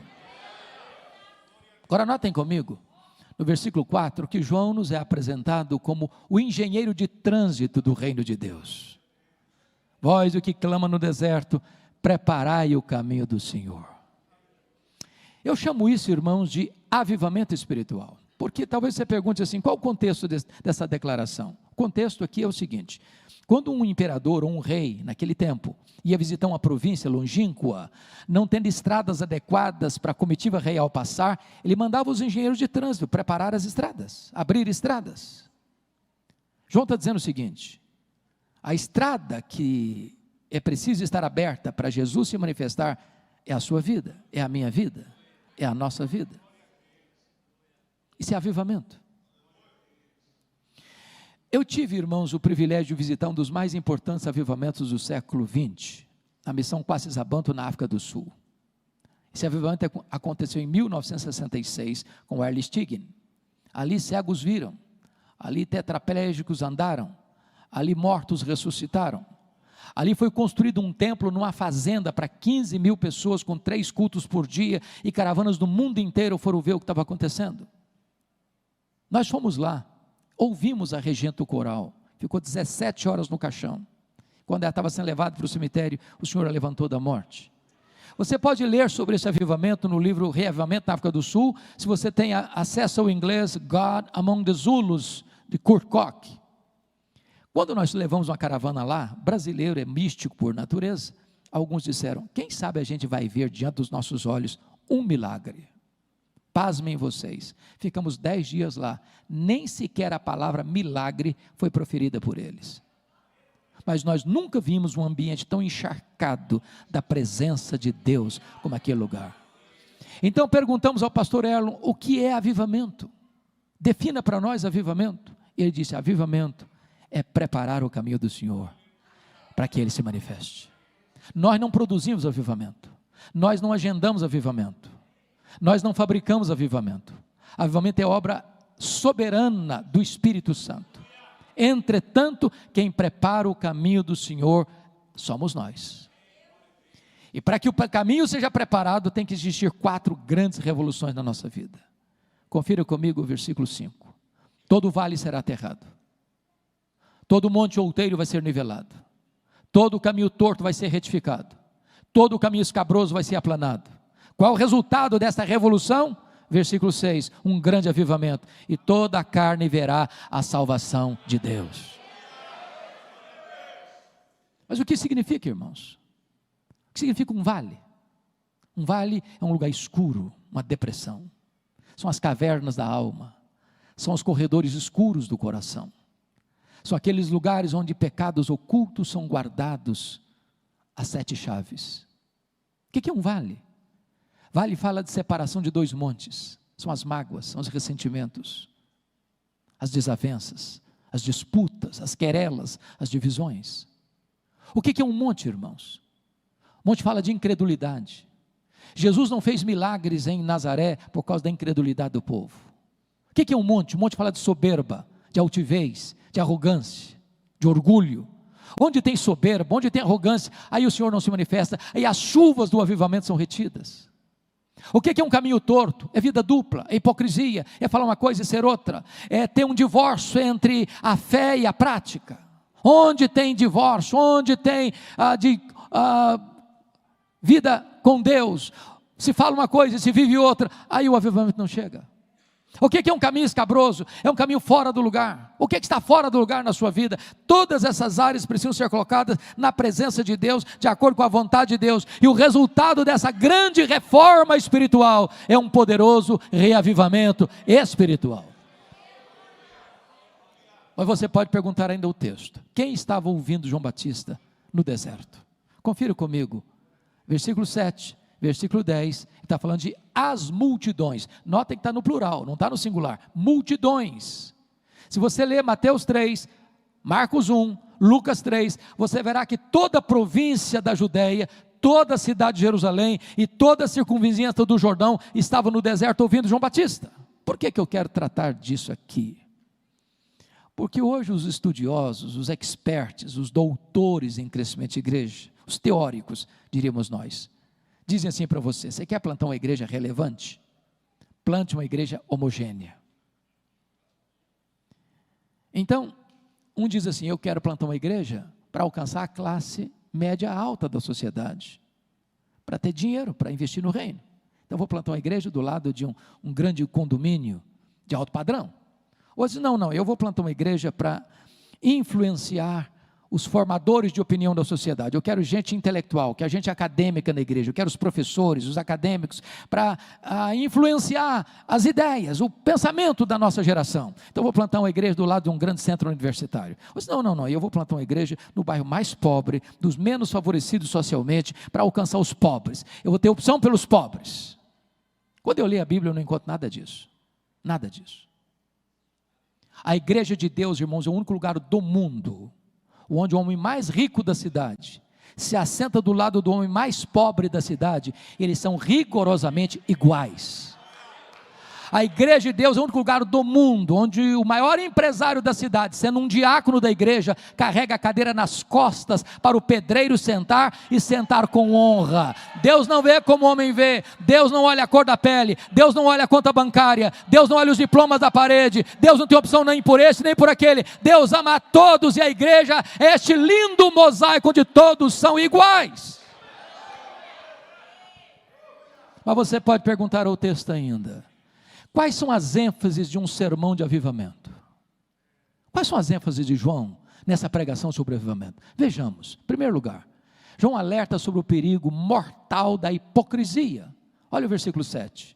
Quando ele olha para as multidões, ele diz assim: raça de víboras. Meus irmãos, eu fico escandalizado com João. Chocadíssimo. Tem 400 anos que ninguém prega. E o cara trata o auditório dele com essa deselegância. É muita agressividade. É muito duro. Se nós formos subir ao púlpito nas igrejas que Deus nos deu o privilégio de pastorear e chamarmos o auditório de raça de víboras, vamos ficar sozinhos. Por que está fazendo isso? Me permita dizer isso: você só consegue entender Lucas 3,7 à luz de Mateus 3,7. E o que está lá que não está aqui? Está lá o seguinte: que quando João olha as multidões, ele vê muitos fariseus e muitos saduceus vindo. Então ele diz: raça de víboras. Quando você lê a Bíblia, você não sente uma espécie de urticária, quando começa a falar dos fariseus, não? Pensa num time complicado, que via com lupa procurando o pecado dos outros, mas não enxergava os seus próprios pecados. Jesus os chamou de sepulcros caiados, bonitinhos por fora, podres por dentro. Agora preste atenção numa coisa, os fariseus não foram sempre assim, não. Quando eles surgiram? Por que eles surgiram? Eles surgiram exatamente para fazer resistência à cultura helênica, à cultura grega. Eles surgiram como um grupo de reforma e reavivamento espiritual. Eles surgiram para defender a ortodoxia e a piedade, mas com o tempo eles se perderam, mantiveram a forma, mas perderam a essência, tornaram-se hipócritas. E esse time está lá escutando João Batista. Quem eram os saduceus? Um grupo que surgiu também nesse mesmo período para resistir ao helenismo, à cultura grega, e eles eram da elite da sociedade, financeiramente falando, mas eles sucumbiram rapidamente à cultura grega. Tanto é fato que vocês sabem que os fariseus não acreditavam, por exemplo, em ressurreição. Por que não? Porque os gregos não acreditavam em ressurreição, por causa do dualismo grego. Eles não acreditavam em anjos, eles não acreditavam em todo o Velho Testamento, só no Pentateuco. Eles, mais do que isso, se tornaram colaboracionistas de Roma. Mais do que isso, eles ganharam em moeda de troca a mina de ouro da religião judaica, a exploração do templo. Vocês sabem que tudo girava em torno do templo. As festas giravam em torno do templo. As caravanas do mundo inteiro vinham a Jerusalém, é só ler Atos 2 para entender isso. Agora preste atenção, nenhum adorador podia comprar um cordeiro, uma pomba, uma rola para sacrificar com moeda estrangeira. Tinha que fazer a troca da moeda, não podia fazer fora, tinha que fazer lá na praça do templo, nas mesas dos cambistas, com taxas abusivas, para eles embolsarem a grana. Nenhum adorador podia trazer de casa um cordeiro, uma pomba, uma rola para sacrificar, tinha que comprar lá na praça do templo por preços abusivos. A praça do templo era feita de mesas de cambistas, de currais de ovelhas, de gaiolas de pombas e rolas. É por isso que Jesus ficou irado e pegou o chicote e saiu virando as mesas, soltando as pombas, abrindo os currais das ovelhas, dizendo: vocês transformaram a casa do meu pai, casa de oração, em covil de salteadores. O que é um covil? É um lugar que o ladrão rouba e foge para lá para se esconder. Esse time está lá escutando João Batista. Quando João Batista os vê, João Batista diz: raça de víboras. Por que ele está falando isso? João Batista está dizendo o seguinte: a hipocrisia é pior do que o veneno das víboras. Porque o veneno das víboras, quem bota nelas é Deus, mas quem bota hipocrisia no coração é o diabo.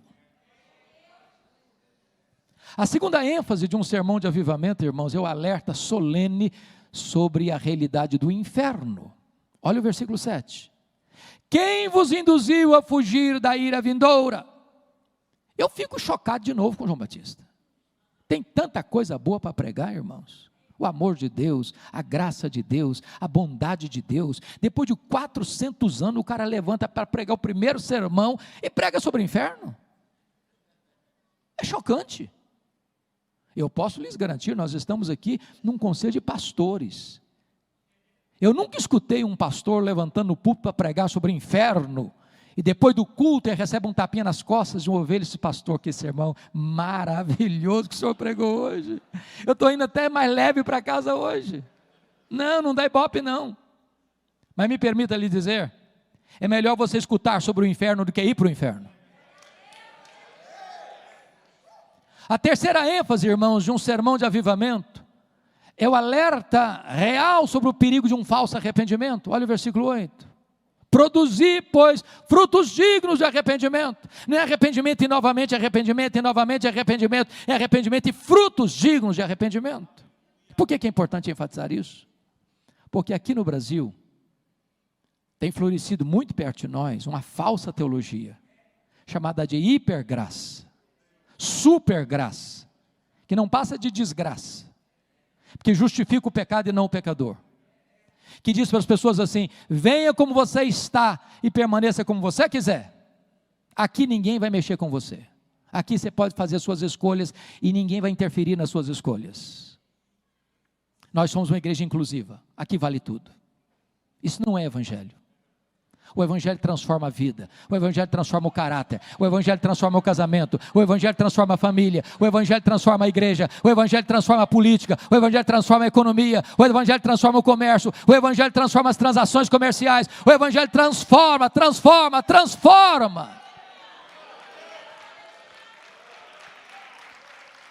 Quarta ênfase de um sermão de avivamento, irmãos. Ele alerta sobre o grande perigo da falsa confiança religiosa. Olha o verso 8 ainda. E não comeceis a dizer entre vós mesmos, temos por pai Abraão.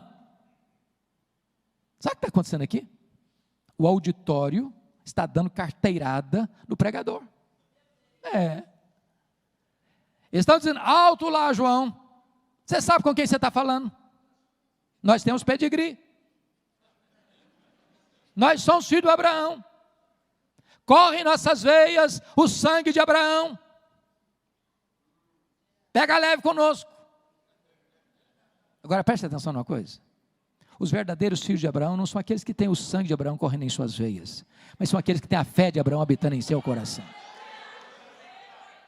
Nas minhas andanças pelo Brasil afora, eu gosto de perguntar às pessoas algumas coisas. Às vezes eu pergunto assim, meu irmão, você está firme em Jesus? Mas é claro, pastor, eu sou presbiteriano desde o berço.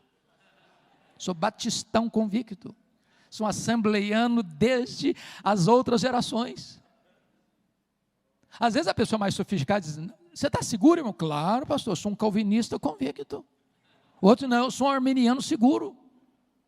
Meu irmão, você pode ser presbiteriano, batista, assembleiano, metodista, luterano, o que você quiser ser. Você pode ser calvinista, você pode ser arminiano, mas quem salva você é Jesus. Quem leva você para o céu é Jesus. Quem dá segurança de vida eterna para você é Jesus. É só Jesus. Põe a sua confiança nele. E só nele. Mas em quinto lugar, irmãos, o sermão de avivamento traz um alerta sobre uma vida, o perigo de uma vida infrutífera. Olha o versículo 9. O machado já está posto à raiz das árvores. Quem não produzir fruto é cortado e lançado ao fogo. Você quer saber se o cara é crente mesmo? Não escute o que ele fala. Veja o fruto que ele produz. Bom, mas agora você ainda vai fazer outra pergunta ao texto.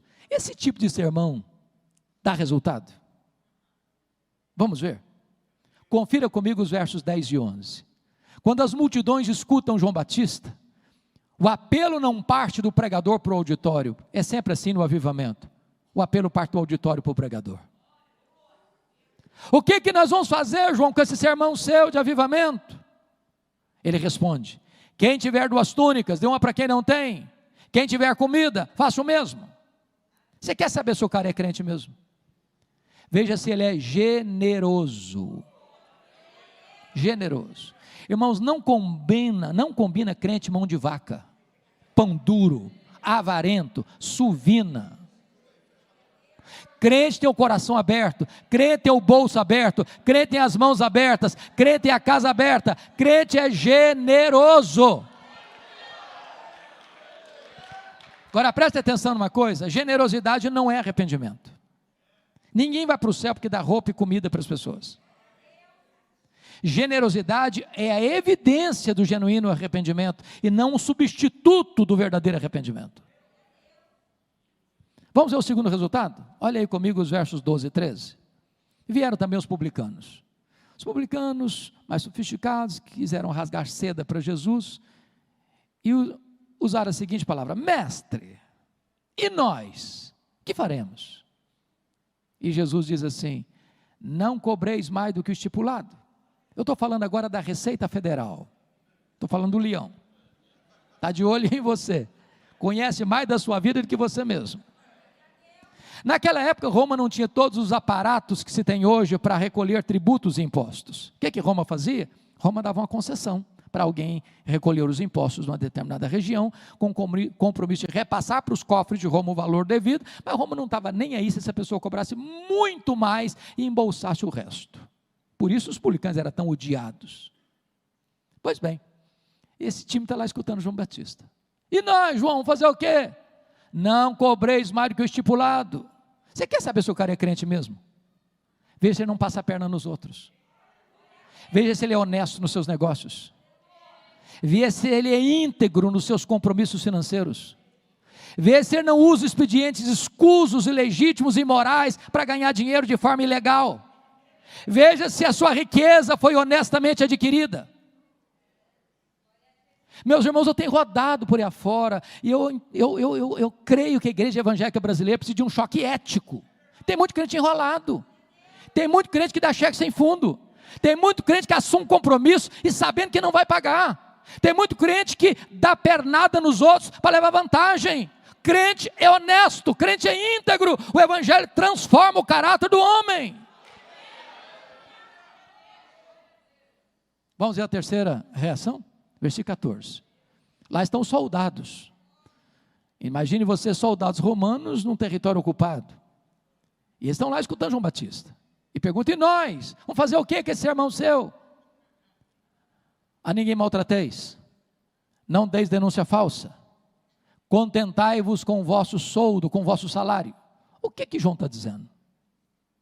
Meus irmãos, qualquer pessoa, seja um líder militar, ou civil, ou eclesiástico, quando ele está no seu posto de liderança, ele tem que tomar muito cuidado para não exorbitar no exercício dessa liderança.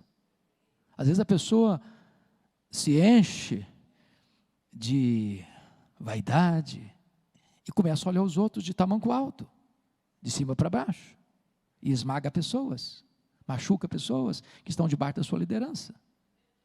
Não use da sua liderança para humilhar ninguém. Não deis denúncia falsa. O que é isso?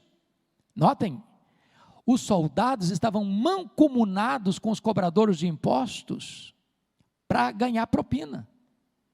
Então, me permita ilustrar. Me permita ilustrar isso.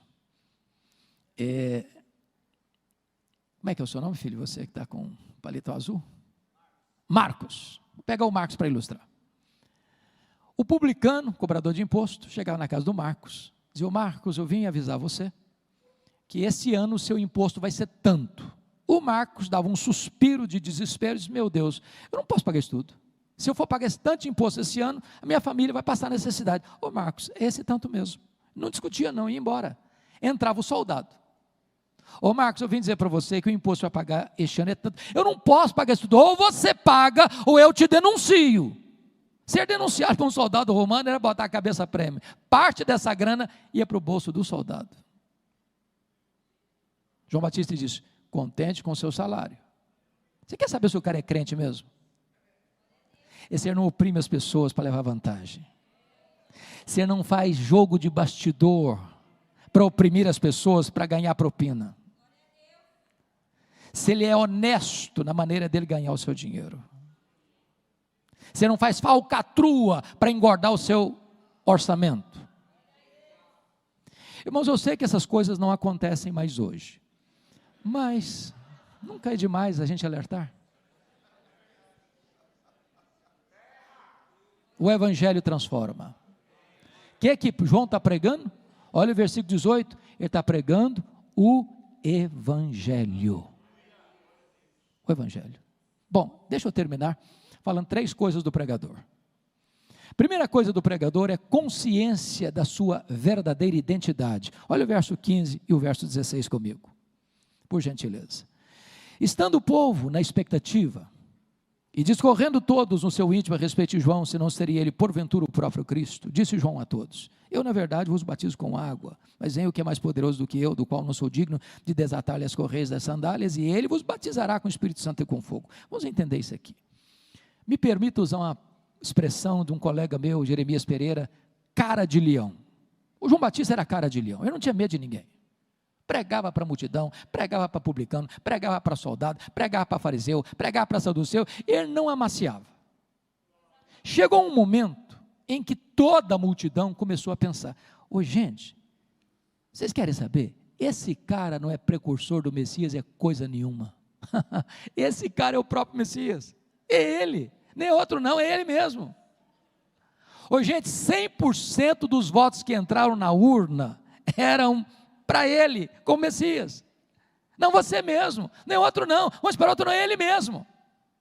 essa cogitação unânime de todas as multidões transformar-se numa pergunta sedutora, que beijaram os ouvidos de João Batista com aquela voz sedosa do sibilo da serpente, e a pergunta era esta: porventura, tu não és o próprio Cristo? Olha a tentação aí, olha o perigo aí. Muitos outros já tinham se levantado ali como Cristos, queriam colocar João num pedestal. Se João tivesse engolido a isca venenosa, eu poderia dizer assim: bom, pensando bem, quer dizer, eu acho que eu sou um fenômeno. Nunca ninguém juntou tanta gente num deserto como eu. Se eu me declarar Messias aqui, o povo já tem do meu lado. Não, ele não engoliu a isca, não. Ele foi claro: eu não sou o Messias, eu vim preparar o caminho do Messias. Eu não sou o verbo, eu sou apenas uma voz que clama no deserto. Eu não sou a luz, eu aponto para Jesus e digo: esta é a verdadeira luz que vindo ao mundo ilumina todo homem. Eu não sou o cordeiro, eu aponto para Jesus e digo: este é o cordeiro de Deus que tira o pecado do mundo. Eu batizo com água, mas aquele que vem depois de mim é mais poderoso que eu, e ele vos batizará com o Espírito Santo e com fogo. Eu não sou digno de me curvar, desatar as correias das suas sandálias. Eu tenho um lema de vida: convém que ele cresça e que eu diminua. Esse homem entende que toda a glória dada ao homem é glória vazia, é vanglória, é idolatria, é abominação para Deus. A Ele, só a Ele a honra, a glória, o louvor pelos séculos dos séculos.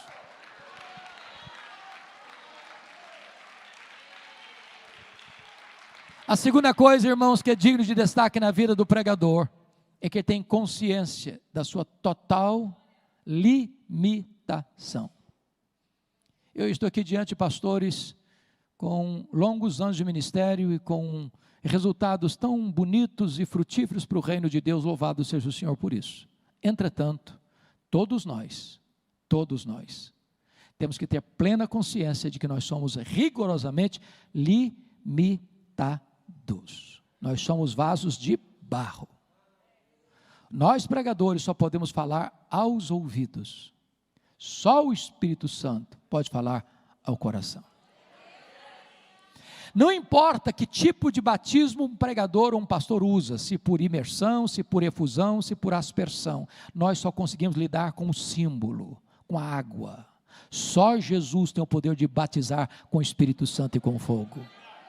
Nós podemos pegar os elementos da ceia, partir o pão e distribuir o vinho, mas só Jesus, só o Espírito Santo, só Deus pode tornar isso eficaz no coração das pessoas. Nós somos rigorosamente limitados. Então baixa a bola, baixa a bola, baixa a bola. Finalmente, terceiro e último lugar, o pregador é corajoso. Muito corajoso. Olha comigo o verso 19 e 20, por favor. Está escrito o seguinte: mas Herodes, o tetrarca, sendo repreendido por ele por causa de Herodias, mulher de seu irmão, e por todas as maldades que o mesmo Herodes havia feito, acrescentou ainda sobre todas a de lançar João no cárcere. Vamos entender isso aqui. Eu disse para vocês lá atrás que Herodes, o grande, o pai desse aqui, tinha se casado 9 vezes, formando o que nós chamamos hoje de uma família disfuncional. Dos muitos filhos que Herodes teve, 4 tiveram poder político, foram tetrarcas: Arquelau, tetrarca da Judeia; Herodes Antipas, tetrarca da Galileia; Filipe, tetrarca de Itureia e Traconites; e Lisânias, tetrarca de Abilene. Mas ele teve outros filhos que não tiveram poder político, dentre eles Filipe. Esse Filipe aqui do versículo 1 é o Filipe II. O Filipe I morava em Roma. Um dia, Herodes Antipas, tetrarca da Galileia, vai a Roma, visita o seu irmão e se engraça com a sua cunhada, a Herodias. A Herodias era filha de Aristóbulo, que também era filho de Herodes. Portanto, Herodias não era apenas cunhada de Herodes Antipas, não. Ela era também sobrinha dele. Portanto, o pecado dele não foi só de adultério, foi também de incesto. Herodes Antipas era casado com a filha do rei Aretas, dos nabateus lá de Petra. Então Herodias disse assim para ele: se você bem prometer de divorciar-se da sua mulher, a filha do rei Aretas, eu largo o seu irmão e vou com você para Galileia, você é sua mulher. Herodes aceitou, topou a parada. Agora pense na cena comigo. Um dia, ele desembarca na Galileia com Herodias, sua cunhada, sua sobrinha, a tiracolo. O João Batista, que era cara de leão, não tinha medo de ninguém, botou o dedo na cara dele e disse: não te é lícito possuir a mulher do teu irmão. João Batista sabia que estava mexendo num vespeiro, num ninho de cobras. Foi odiado por isso. Aliás, foi preso por isso. Preso aonde? Na masmorra de Maquerós. Onde fica Maquerós? Do lado do Mar Morto, 45 a 50 graus todo dia. Um lugar insuportável. O maior homem dentre os nascidos de mulher está preso por pregar a verdade. O Herodes até gostava de ouvi-lo, sabia? O temia, inclusive.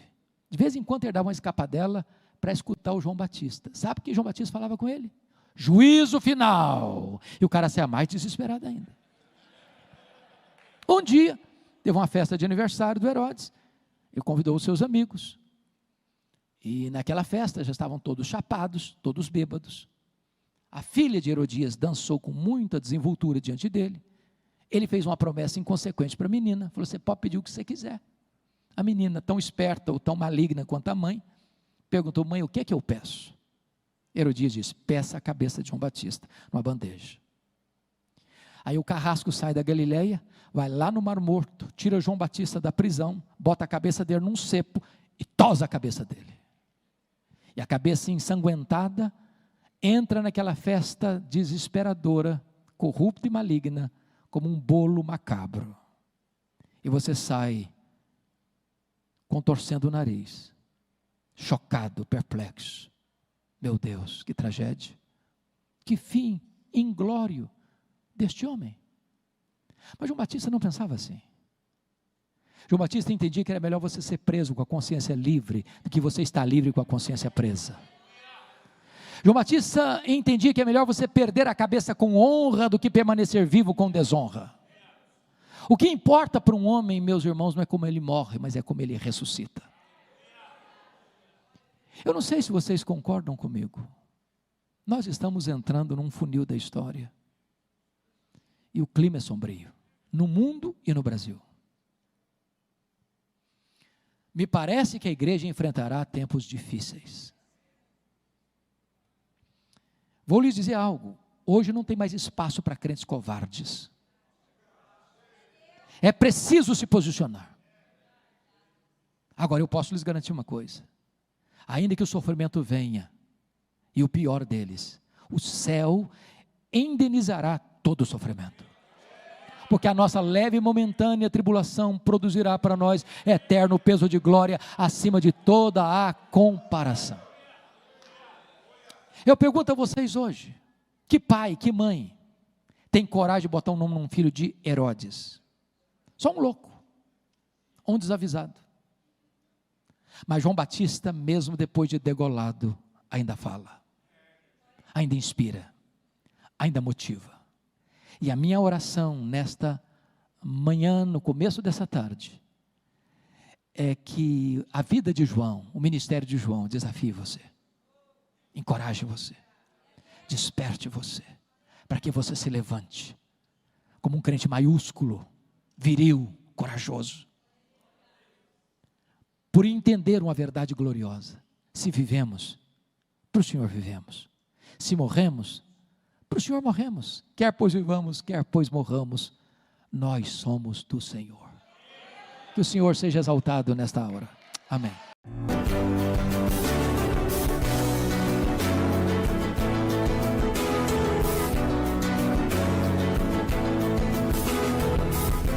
Palavra da Verdade, com Hernandes Dias Lopes.